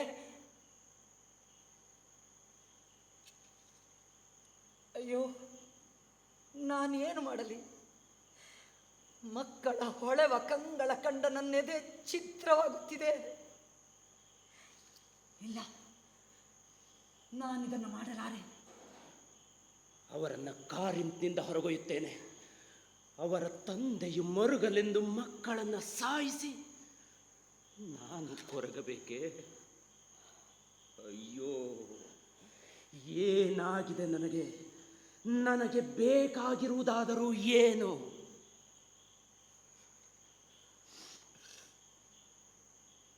ನನಗೀಗ ಬೇಕಾಗಿರುವುದು ಧೈರ್ಯ ಮಾತ್ರ.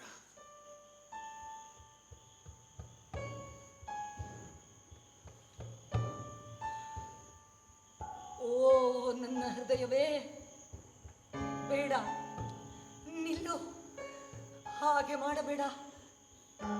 ಆ ಹುಡುಗರನ್ನ ಬಿಟ್ಟು ಬಿಡು. ನನ್ನ ಮಕ್ಕಳು ನನ್ನೊಂದಿಗೆ ಬದುಕಿರಲಿ.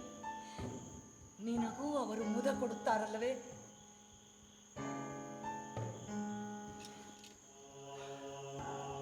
ಇಲ್ಲ, ಹಗೆಗಳ ಹಂಗಿನಲ್ಲಿ ಅವರನ್ನ ಇರಿಸಿ ಹೋಗಲಾರೆ. ಮೊದಲ ಹೆಜ್ಜೆ ಇಟ್ಟಾಗಿದೆ. ಹೊನ್ನಿನ ಹಾರವನ್ನವಳು ಧರಿಸಿದ್ದಾಳೆ. ಉಡುಗೊರೆಯನ್ನ ಉಟ್ಟ ಮಧುವಣತಿ ಸಾವನ್ನಪ್ಪುತ್ತಾಳೆ. ಇದು ಖಂಡಿತ. ನನ್ನ ಹೃದಯ ಬಿರಿಯುವ ಕೆಲಸಕ್ಕೆ ಕೈ ಹಾಕಿದ್ದೇನೆ. ಮಕ್ಕಳ ಹೃದಯವೂ ಬಿರಿದು ಹೋಗುತ್ತದೆ. ಆದರೆ ಅದಕ್ಕೆ ಮುನ್ನ ಅವರೊಂದಿಗೆ ಒಮ್ಮೆ ಮಾತನಾಡಿ ಬಿಡುತ್ತೇನೆ.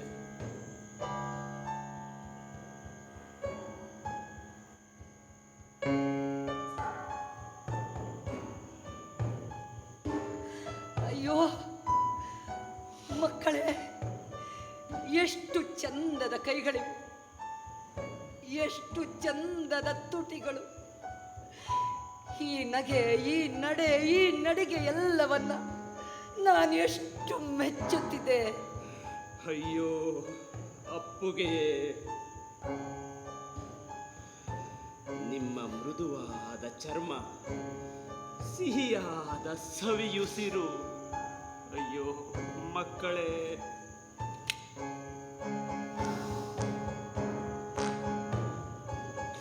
ಅವರನ್ನು ನಾನು ನೋಡಲಾರೆ. ದುಃಖವತ್ತರಿಸಿ ಬರುತ್ತಿದೆ. ಪರಮ ಪಾಪದ ಕೆಲಸಕ್ಕೆ ನಾನು ನನ್ನ ನರಗಳನ್ನ ಉರಿಗೊಳಿಸಿಕೊಳ್ಳುತ್ತಿದ್ದೇನೆಂಬುದನ್ನು ಬಲ್ಲೆ.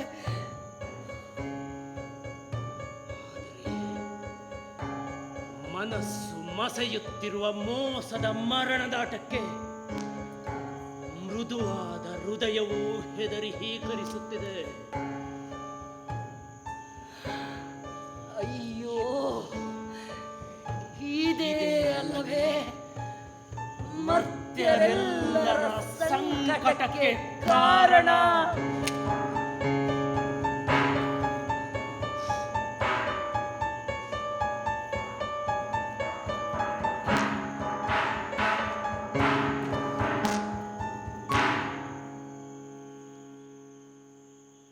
ನನ್ನ ಅಭಿಪ್ರಾಯವಿದು, ಅನುಭವದ ಸಾರವಿದು.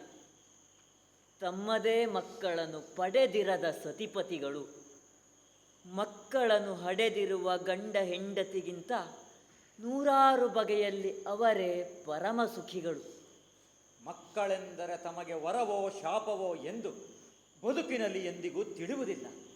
ಮಕ್ಕಳೊಂದಿಗರಂತೆ ದಿನನಿತ್ಯ ಸಂಕಟದ ಸರಮಾಲೆ ಎಂದಿಗೂ ಇರುವುದಿಲ್ಲ.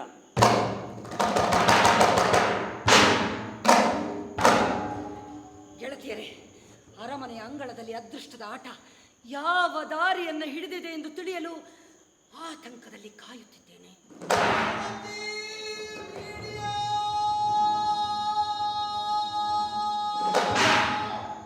ಜೇಸನ್ನ ಸೇವಕರು ಇತ್ತ ಕಡೆ ಬರುತ್ತಿರುವಂತೆ ತೋರುತ್ತದೆ. ಉಸಿರಿನ ಮೇಡೆ ಹಿಡಿತವಿರದ ಅವರನ್ನು ನೋಡಿದರೆ ಯಾವುದೋ ಕೆಟ್ಟ ಸುದ್ದಿಯನ್ನೇ ತರುತ್ತಿರುವಂತೆ ಭಾಸವಾಗುತ್ತಿದೆ.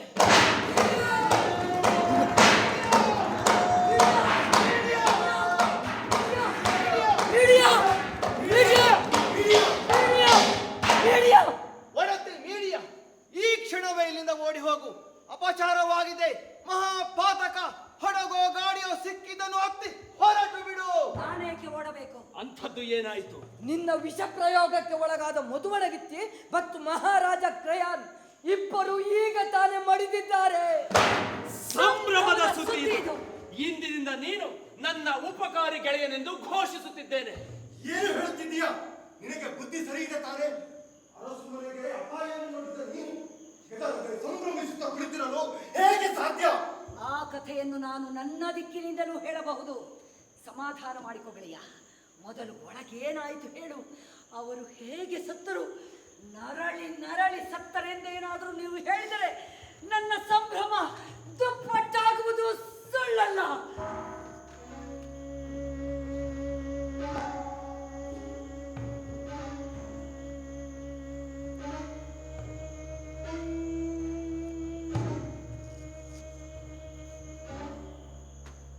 ನಿಮ್ಮ ಜೋಡಿ ಗಂಡು ಮಕ್ಕಳು ಅವರ ತಂದೆಯೊಂದಿಗೆ ಮದುಮಗಳ ಮಂದಿರಕ್ಕೆ ಬಂದಾಗ ಕೆಡುಕು ಕಾರ್ಯಗಳಿಂದ ವಿಚಲಿತರಾಗಿದ್ದ ಮನೆಗೆಲಸದ ನಾವೆಲ್ಲರೂ ಬಹಳ ಸಂತಸ ಪಟ್ಟೆವು.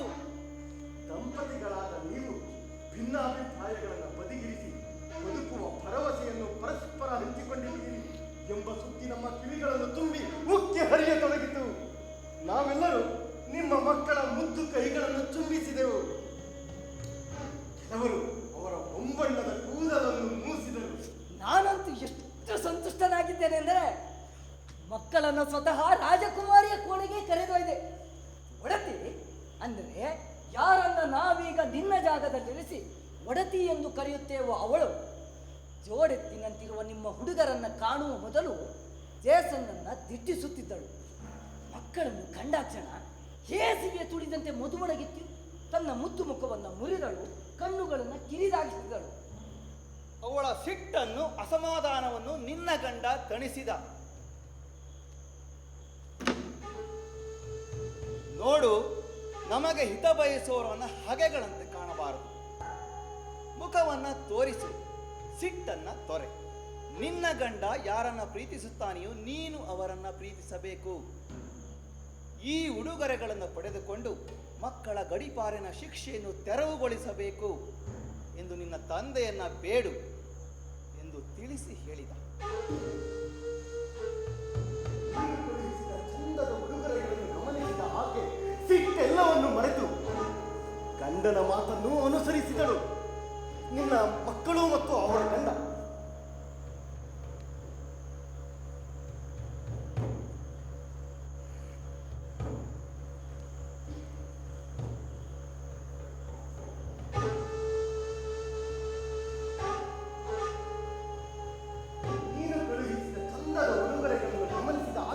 ಸಿಟ್ಟೆಲ್ಲವನ್ನು ಮರೆತು ಗಂಡನ ಮಾತನ್ನು ಅನುಸರಿಸಿದಳು. ಮಕ್ಕಳು ಮತ್ತು ಅವರ ತಂದೆ ಅರಮನೆಯಿಂದ ದೂರ ಬರುವ ಮೊದಲೇ ಆಕೆ ಆ ಕಸೂತಿ ಹಾಕಿದ್ದ ಬಟ್ಟೆಯನ್ನು ಉಟ್ಟಳು.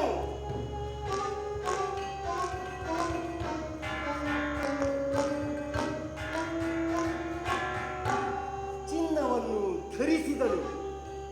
ಮುಂಗುರುಳನ್ನು ನೇವರಿಸಿಕೊಳ್ಳುತ್ತಾ ಕನ್ನಡಿಯಲ್ಲಿ ಕಾಣುತ್ತಿದ್ದ ಅವಳ ಜೀವವಿಲ್ಲದ ಪ್ರತಿಬಿಂಬವನ್ನು ದಿಟ್ಟಿಸಿದಳು. ವಿಶಾಲವಾದ ಗೋಳೆಯುದ್ದಕ್ಕೂ ಹಗುರ ಪಾದಗಳಿಂದ ಅತ್ತೆಂದಿತ್ತ ಅಡ್ಡಾಡುತ್ತಾ ನೀನು ಕೊಟ್ಟು ಅವಳು ಉಟ್ಟ ಬಟ್ಟೆಯಲ್ಲಿ ನೆರಿಗೆಗಳು ಪಾದವನ್ನು ಮುಚ್ಚುವಂತೆ ಕೂತಿವೆಯೋ ಎಂದು ತಿರುಗಿ ನೋಡಿ ಸಂತಸಪಟ್ಟಳು. ನಂತರ ಆದದನ್ನು ನೋಡಿ ನನ್ನ ಎದೆ ನಡುಗಿ ಹೋಯಿತು. ಅವಳ ಮುಖ ಬೆಳುಚಿಕೊಂಡಿತು, ಕಾಲುಗಳು ನಡುಗತೊಡಗಿದವು, ಬದಿಗೆ ವಾಲಿದಳು. ಅಲ್ಲಿ ಅವಳ ಮೆತ್ತನೆಯ ಆಸನವು ಇಲ್ಲದೆ ಹೋಗಿದ್ದರೆ ನೆಲಕ್ಕೆ ಕುಸಿದು ಬಿದ್ದು ಬಿಡುತ್ತಿದ್ದಳು.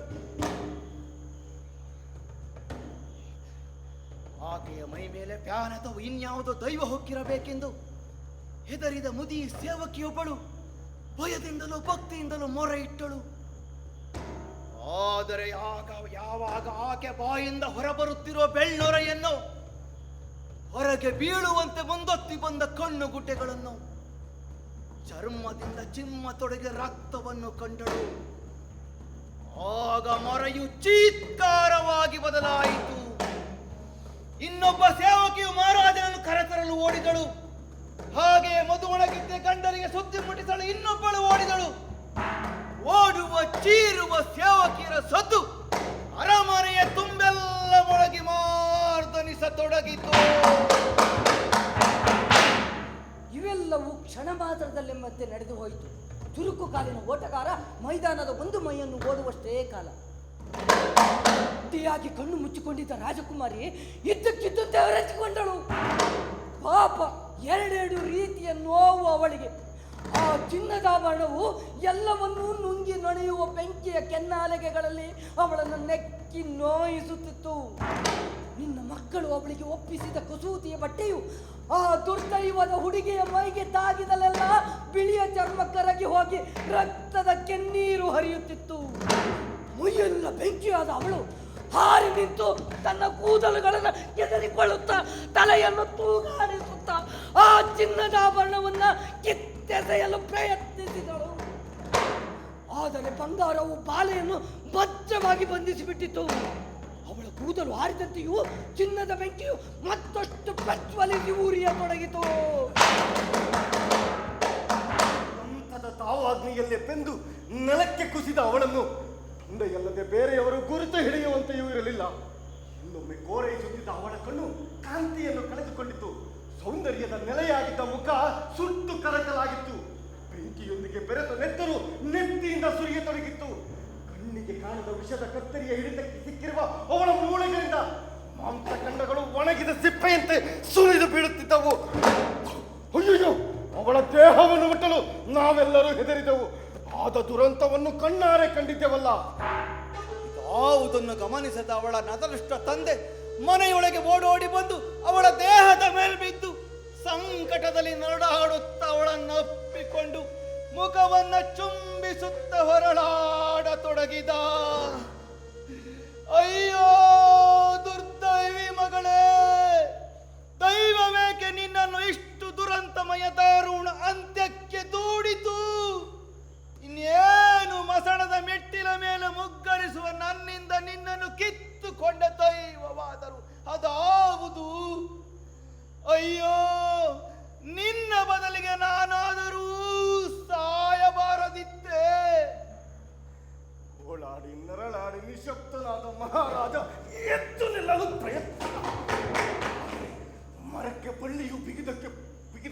ಅಂಟಿಕೊಳ್ಳುವಂತೆ ಆ ಕಸೂತಿಯ ಬಟ್ಟೆ ಅವನಿಗೆ ಅಂಟಿಕೊಂಡಿತ್ತು. ಅದರಿಂದ ಬಿಡಿಸಿಕೊಳ್ಳಲು ಆತ ಸಾಕಷ್ಟು ಹೆಣಗಿ ಸೋತು ಮೊಣಕಾಲನ್ನು ನೇರ ಮಾಡಲು ಹೋದರೆ ಬಟ್ಟೆ ಬಿಗಿಯುತ್ತಿತ್ತು. ಬಟ್ಟೆಯನ್ನು ಬಿಡಿಸಿಕೊಳ್ಳಲು ಹೋದರೆ ಚರ್ಮ ಮಾಂಸಗಳು ಕಿತ್ತು ಬಂದು ಮೂಳೆ ಕಾಣಿಸುತ್ತಿತ್ತು.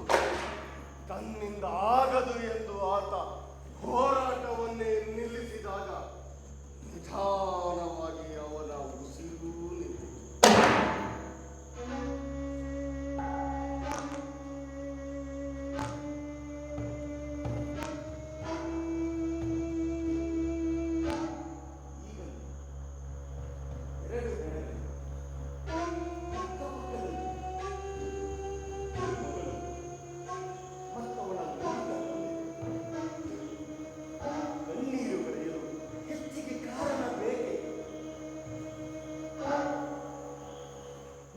ಪರಿಸ್ಥಿತಿಯ ಬಗ್ಗೆ ನಾನು ತುಟಿಯೊಡೆಯಲಾರೆ ಮೀಡಿಯಾ.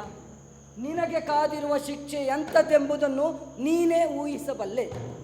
ಮರ್ತ್ಯರ ಬದುಕು ಬರಿಯ ನೆರಳೆಂಬುದನ್ನು ನಾನು ಬಹಳ ಕಾಲದಿಂದ ನಂಬಿಕೊಂಡು ಬಂದಿದ್ದೇನೆ. ಹಾಗಾಗಿ ಯಾವ ಹಿಂಜರಿಕೆಯೂ ಇಲ್ಲದೆ ಹೇಳುತ್ತೇನೆ, ಕೇಳು. ಯಾರು ತಮ್ಮನ್ನು ಬುದ್ಧಿವಂತರು ಎಂದುಕೊಂಡಿರುತ್ತಾರೋ, ವಾಗ್ವಿಲಾಸ ವೈಖರಿಯನ್ನು ಮೆಚ್ಚಿಕೊಂಡಿರುತ್ತಾರೋ ಅವರೇ ಮೂರ್ಖತನದ ಕೆಲಸ ಮಾಡಿ ಅದಕ್ಕೆ ತಕ್ಕ ಫಲವನ್ನು ಉಣ್ಣುತ್ತಾರೆ. ತಕ್ಕ ಫಲವನ್ನು ಉಣ್ಣುತ್ತಾರೆ.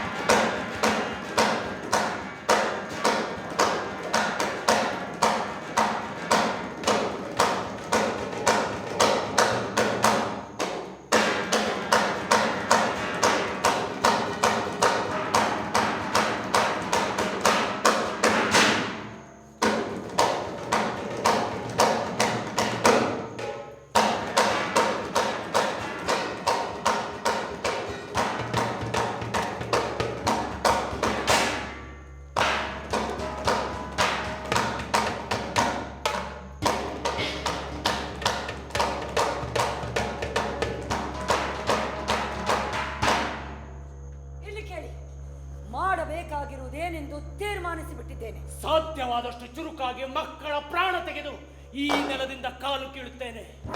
ಕಾಲಹರಣ ಮಾಡಿ ತತ್ಪರಿಣಾಮ ನನ್ನ ಮಕ್ಕಳು ಹಾಗೆಗಳ ಕತ್ತಿಗೆ ಕತ್ತು ನೀಡುವಂತಾಗುವುದನ್ನ ನಾನು ಸಹಿಸಲಾರೆ. ಓ ನನ್ನ ಹೃದಯವೇ ಕಲ್ಲಾಗು. ಓ ನನ್ನ ಹತಭಾಗ್ಯ ಹಸ್ತವೇ ಚುರುಕಾಗು.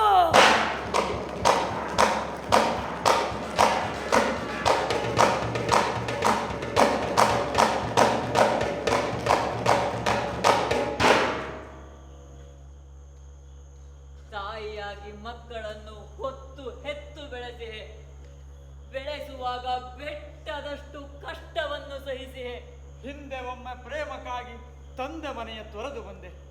ಹಗೆಯು ಮಾತ್ರ ತುಂಬಿದಂತ ನಾಡಿನಲ್ಲಿ ಸಹಿಸಿ ನಿಂದೆ. ನಿನ್ನ ಮನದಿ ತುಂಬಿ ಬಂದ ಸಿಟ್ಟು ಸಣ್ಣದೆ. ಕೊಲೆಯ ಹಿಂದೆ ಮತ್ತೆ ಕೊಲೆಯ ಮಾಡಲೇನಿದೆ?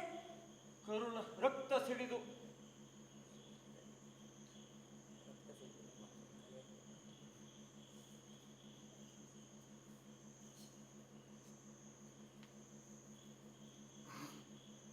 ತಾಯಿಯಾಗಿ ಮಕ್ಕಳನ್ನು ಹೊತ್ತು ಹೆತ್ತು ಬೆಳೆಸುವಾಗ ಬೆಟ್ಟದಷ್ಟು ಕಷ್ಟವನ್ನು ಸಹಿಸಿ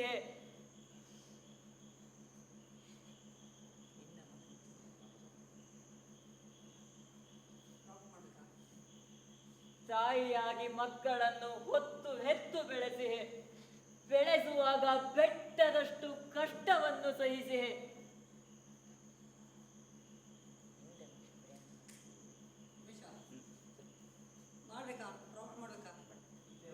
ತಾಯಿಯಾಗಿ ಮಕ್ಕಳನ್ನು ಹೊತ್ತು ಹೆತ್ತು ಬೆಳೆಸುವಾಗ ಬೆಟ್ಟದಷ್ಟು ಕಷ್ಟವನ್ನು ಸಹಿಸಿ ಹಿಂದೆ ಒಮ್ಮೆ ಪ್ರೇಮಕ್ಕಾಗಿ ತಂದೆ ಮನೆಯ ತೊರೆದು ಬಂದೆ. ಹಗೆಯು ಮಾತ್ರ ತುಂಬಿದಂತ ನಾಡಿನಲ್ಲಿ ಸಹಿಸಿ ನಿಂದೆ. ನಿನ್ನ ಮನದಿ ತುಂಬಿ ಬಂದ ಸಿಟ್ಟು ಸಣ್ಣದೆ. ಕೊಲೆಯ ಹಿಂದೆ ಮತ್ತೆ ಕೊಲೆಯ ಮಾಡಲೇನಿದೆ? ರಕ್ತ ಸಿಡಿದು ಮೈ ಮನದಲ್ಲಿ ಕಲೆಯ ನುಳಿಸಿ ಬಿಡುವುದು. ಕರುಳ ಕುಡಿಯ ಚಿವುಟಿದಾಗ ದೈವ ಶಾಪ ಬಡಿಯುವುದು. ಕೊಲೆಯ ಮಾಡಿದಂತ ದುಃಖ ಬರಿಯ ನಿನ್ನ ಸುಡುವುದು. ಕೊಲೆಯ ಶಾಪವನ್ನು ಮಾತ್ರ ಇಡೀ ವಂಶ ಪಡೆಯುವುದು. ಕೊಲೆಯ ಶಾಪವನ್ನು ಮಾತ್ರ ಇಡೀ ವಂಶ ಪಡೆಯುವುದು. ದೇವಿ ಆರ್ಟೆಮಿಸ್! ಅಯ್ಯೋ, ಕೇಳುತ್ತದೆ ಹೆದರಿ ಮಕ್ಕಳ ಕೂಗದು, ಕಿವಿಯನ್ನು ಹಿಡಿಯುವಂತೆ. ಶಪಿತ ಹೆಣ್ಣೆವಳು ಮನಸ್ಸನ್ನು ಮಾಡಿ ಹಳವರನ್ನು ಕೊಲ್ಲುವಂತೆ. ನನ್ನ ಹಸ್ತವೇ ಚುರುಕಾಗು. ಹೋಗಲೇ ನಾ ಮಕ್ಕಳ ಬಳಿಗೆ. ಕೊಲೆಯನ್ನು ತಡೆಯಲು ಮನೆಯೊಳಗೆ.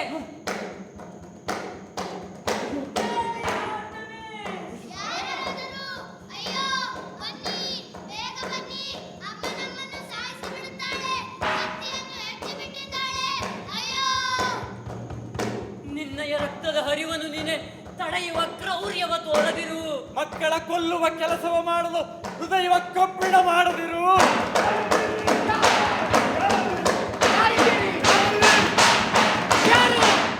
ಓ, ಅಲ್ಲಿ ಬಾಗಿಲ ಬಳಿ ನಿಂತಿರುವ ಹೆಂಗಸೆ ಮೀಡಿಯಾ ಮನೆಯೊಳಗಿದ್ದಾಳೆಯೇ? ಅಥವಾ ಈ ಎಲ್ಲ ಘೋರ ಕೃತ್ಯಗಳನ್ನು ನಡೆಸಿ ಓಡಿ ಹೋಗಿದ್ದಾಳೆಯೇ? ಹೌದೇ ಹೌದು.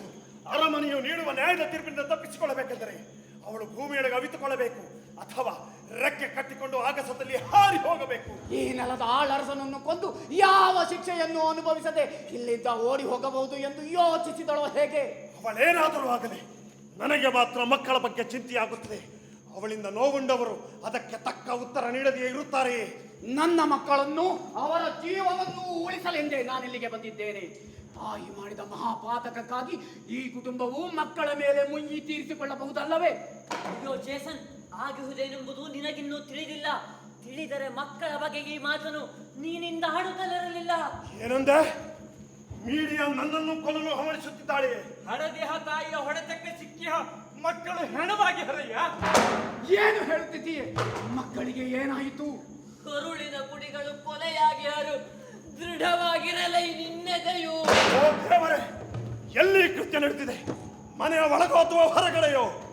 ಬಾಗಿಲ ನೀ ನೋಡುವೆ ಹೆಣಗಳ ನಿನ್ನಯ ಮುದ್ದಿನ ಮಕ್ಕಳದು. ಸೇವಕರೇ, ಮನೆಯ ಬಾಗಿಲಿನ ಬೀಗವನ್ನು ಮುರಿದು ತೆರೆಯಿರಿ ಬೇಗ.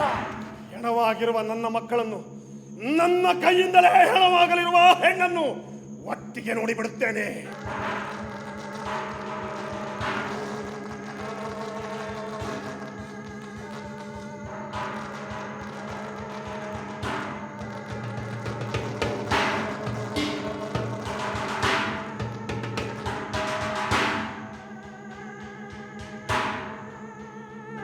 ಮನೆಯ ಬಾಗಿಲನ್ನು ಮುರಿಯಲು ಅಷ್ಟೇಕೆ ತೊಂದರೆ ತೆಗೆದುಕೊಳ್ಳುತ್ತೀಯೆ?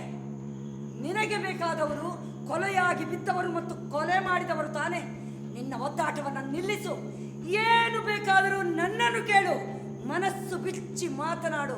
ಆದರೆ ಇನ್ನು ಮಾತ್ರ ನೀನು ನಮ್ಮನ್ನ ಬೆರಳಂಚಿನಲ್ಲಿಯೂ ಮುಟ್ಟಲಾರೆ. ನನ್ನ ತಂದೆಯ ತಂದೆಯಾದ ದೇವ ಸೂರ್ಯನೇ ಹಾಗೆಗಳ ಹೊಡೆತದಿಂದ ನನಗೆ ರಕ್ಷಣೆಯನ್ನು ಒದಗಿಸಿದ್ದಾನೆ. ಈ ರಥವೇ ಈಗ ನನಗೆ ಶ್ರೀರಕ್ಷೆ. ಎಸ್ಗೆ ಹೆಣ್ಣೆ, ಮನುಜರಿಗಷ್ಟೇ ಅಲ್ಲದೆ ದೇವತೆಗಳ ವೈರ ಕಟ್ಟಿಕೊಂಡಿರುವ ನಿನಗೆ ನೀನೇ ಹೆತ್ತ ಕರುಳನ್ನು ಕತ್ತಿಯಲ್ಲಿ ಇರಿಯಲು ಧೈರ್ಯವಾದರೂ ಹೇಗೆ ಬಂತು? ನನ್ನನ್ನು ಸರ್ವನಾಶ ಮಾಡಿದೆ, ಮಕ್ಕಳಿಲ್ಲದಂತೆ ಮಾಡಿದೆ. ಈ ಪಾತಕವನ್ನೆಸಗಲಿಕ್ಕೆ ಎದೆಯನ್ನು ಹೊಂದಿದ್ದ ನೀನು ಭೂಮಿಯನ್ನು ಸೂರ್ಯನನ್ನು ನೋಡುತ್ತಾ ಬದುಕಿರಲು ಸಾಧ್ಯವೇ? ನೀನು ಕೊಳೆತು ಹೋಗಬೇಕು. ಯಾವ ಗ್ರೀಕ್ ಹೆಂಗಸು ಈ ಕೆಲಸಕ್ಕೆ ಕೈ ಹಾಕುತ್ತಿರಲಿಲ್ಲ. ಆದರೆ ನಾನು ಮದುವೆ ಆದದ್ದು ನಿನ್ನನ್ನು. ಎಂತ ಹೊಲಸು ಸಂಬಂಧವಿದು. ನಾನು ಧ್ವಂಸವಾಗಿ ಹೋದೆ. ನೀನೊಬ್ಬ ಹೆಂಡೆ ಅಲ್ಲ, ಕೆಟ್ಟ ಸಿಮ್ಮಿಣಿ ನೀನು. ಇಟ್ರಸ್ಕನ್ ಗುಹೆಯಲ್ಲಿ ಗುಟುರು ಹಾಕುತ್ತಿರುವ 6 ತಲೆ 12 ತೋಳುಗಳ ಸಮುದ್ರ ರಕ್ಕಸಿಗಿಂತ ನೀನೇ ಹೆಚ್ಚು ವಿನಾಶಕಾರಿ. ಹೀಗೆ 10,000 ಚುಚ್ಚು ಮಾತುಗಳನ್ನಾಡಿದರೂ ನೀನು ಕೇಳಿಸಿಕೊಳ್ಳುತ್ತೀಯೆ. ಇದರಿಂದ ನಿನಗೆ ಯಾವ ವ್ಯತ್ಯಾಸವೂ ಆಗದು. ತೊಲಗಾಚೆ ಹೊಲಸು ಹೆಂಗಸೆ, ಹೆತ್ತ ಮಕ್ಕಳ ಕೊಲೆಗಡುಕಿ.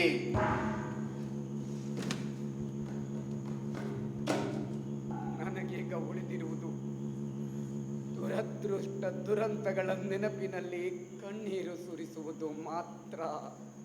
ನನ್ನ ಮಕ್ಕಳು, ನಾನು ಬೆಳೆಸಿದ ಮಕ್ಕಳೊಂದಿಗೆ ಮಾತನಾಡುವ ಸುಖವನ್ನು ಶಾಶ್ವತವಾಗಿ ಕಳೆದುಕೊಂಡೆ. ಎಲ್ಲವೂ ಮುಗಿದು ಹೋಯಿತು. ಅಗತ್ಯವಿದ್ದರೆ ನಿನ್ನ ಪ್ರತಿಯೊಂದು ಮಾತಿಗೂ ಉತ್ತರಿಸುತ್ತಿದೆ. ನಾನು ನಿನಗೆ ಮಾಡಿದ ಸೇವೆ ಎಂಥದ್ದು, ಅದಕ್ಕೆ ಪ್ರತಿಯಾಗಿ ನೀನೇನು ಮಾಡಿದೆ ಎನ್ನುವುದು ಎಲ್ಲರ ತಂದೆಯಾದ ಸ್ಯೂಸನಿಗೆ ತಿಳಿದಿದೆ.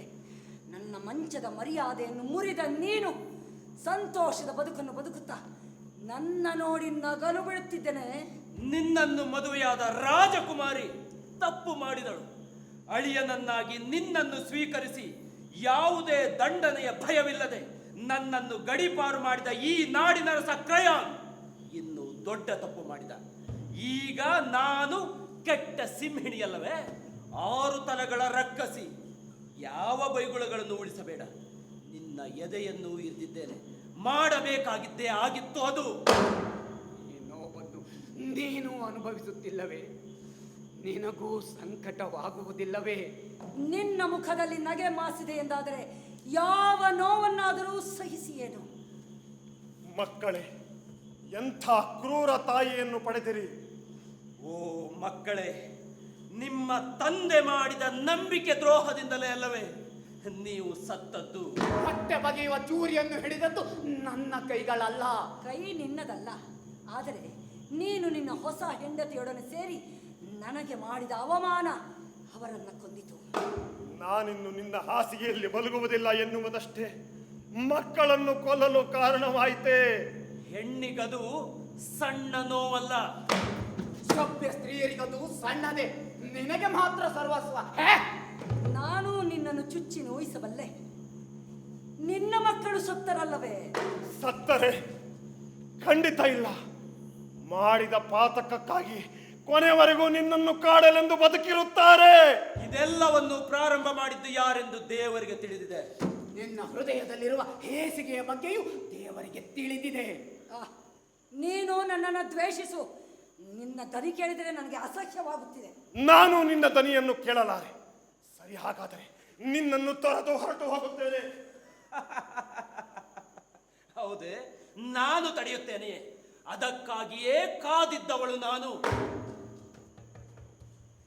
ಈ ಕ್ಷಣಗಳನ್ನು ಮಣ್ಣು ಮಾಡಿ ಮುಂದಿನ ಸಂಸ್ಕಾರಗಳನ್ನು ನಡೆಸುವ ಜವಾಬ್ದಾರಿ ನನಗಿರಲಿ. ಮರೆತು ಬಿಡು.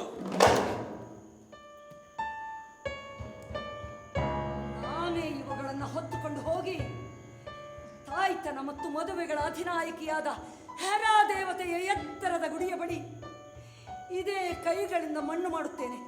ಅಲ್ಲಿ ಹೂಡಿದರೆ ಯಾವ ಹಗೆಯೂ ಅಲ್ಲಿಯವರೆಗೆ ಬಂದು ಸಮಾಧಿಯನ್ನ ಅಪವಿತ್ರಗೊಳಿಸಲಾರ ಎನ್ನುವ ಭರವಸೆ ನನಗಿದೆ.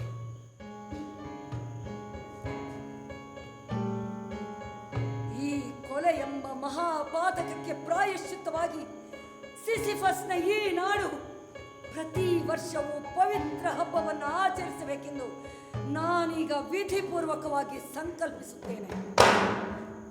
ನಾನು ಈ ನಗರಿಯನ್ನು ತೊರೆದು ಎರೆಕ್ಟೆಟಸ್ನ ನೆಲದಲ್ಲಿರುವ ಪ್ರಾಜ್ಞ ಪ್ಯಾಂಡಿಯನ್ನ ಪುತ್ರನಾದ ಏಜಿಯಸ್ನ ಮನೆಯನ್ನು ಸೇರುತ್ತೇನೆ. ತುರುಳನಾದ ನೀನು ಎಸಗಿದ ದೌರ್ಜನ್ಯಕ್ಕೆ ತಕ್ಕಂತೆ ಆರ್ಗೋ ಹಡಗಿನ ತುಂಡೊಂದನ್ನ ತಲೆಗೆ ಬಡಿಸಿಕೊಂಡು ದರಿದ್ರ ಸಾವನ್ನ ಅನುಭವಿಸುತ್ತೀಯ. ನಮ್ಮ ಮದುವೆಯ ನಿಜವಾದ ಫಲವೇನೆಂದು ನಿನಗೇ ತಿಳಿಯುತ್ತದೆ.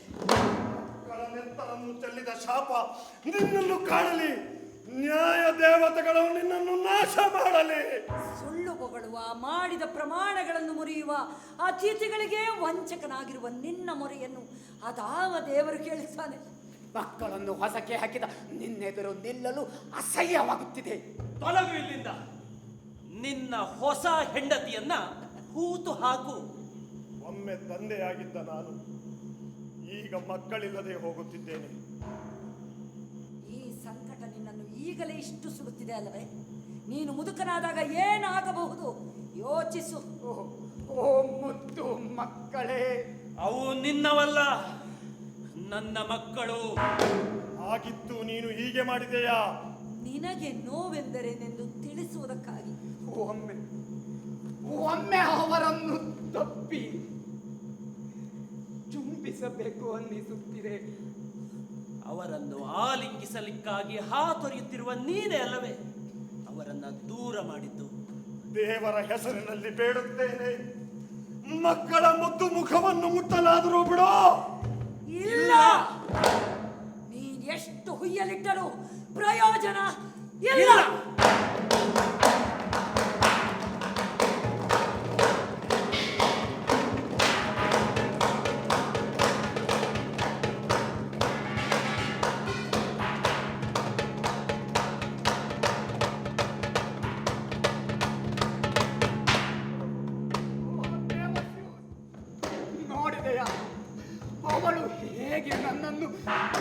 ಮಾಡಿದಳು ಎಂದು.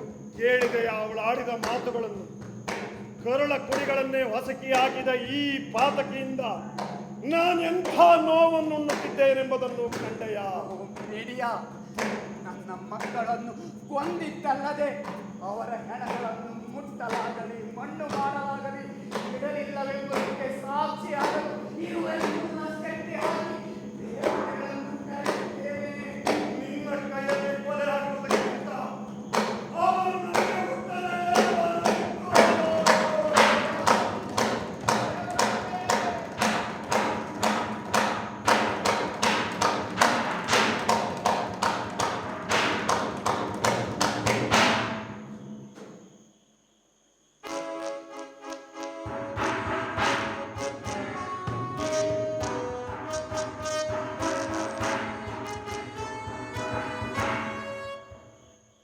ಒಲಿಂಪಸ್ ಎನ್ನುವ ಬೆಟ್ಟದ ತುದಿಯಲ್ಲಿ ಕುಳಿತಿಹನಯ್ಯ ದೇವರ ದೇವ.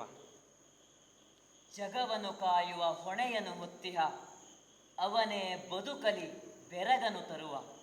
ನಾವು ಬೇಡುದುದ ಕಡಗಣಿಸುವ ತೆರ ಕಂಡರೂ ಆತನೇ ಕಾಯುವವ.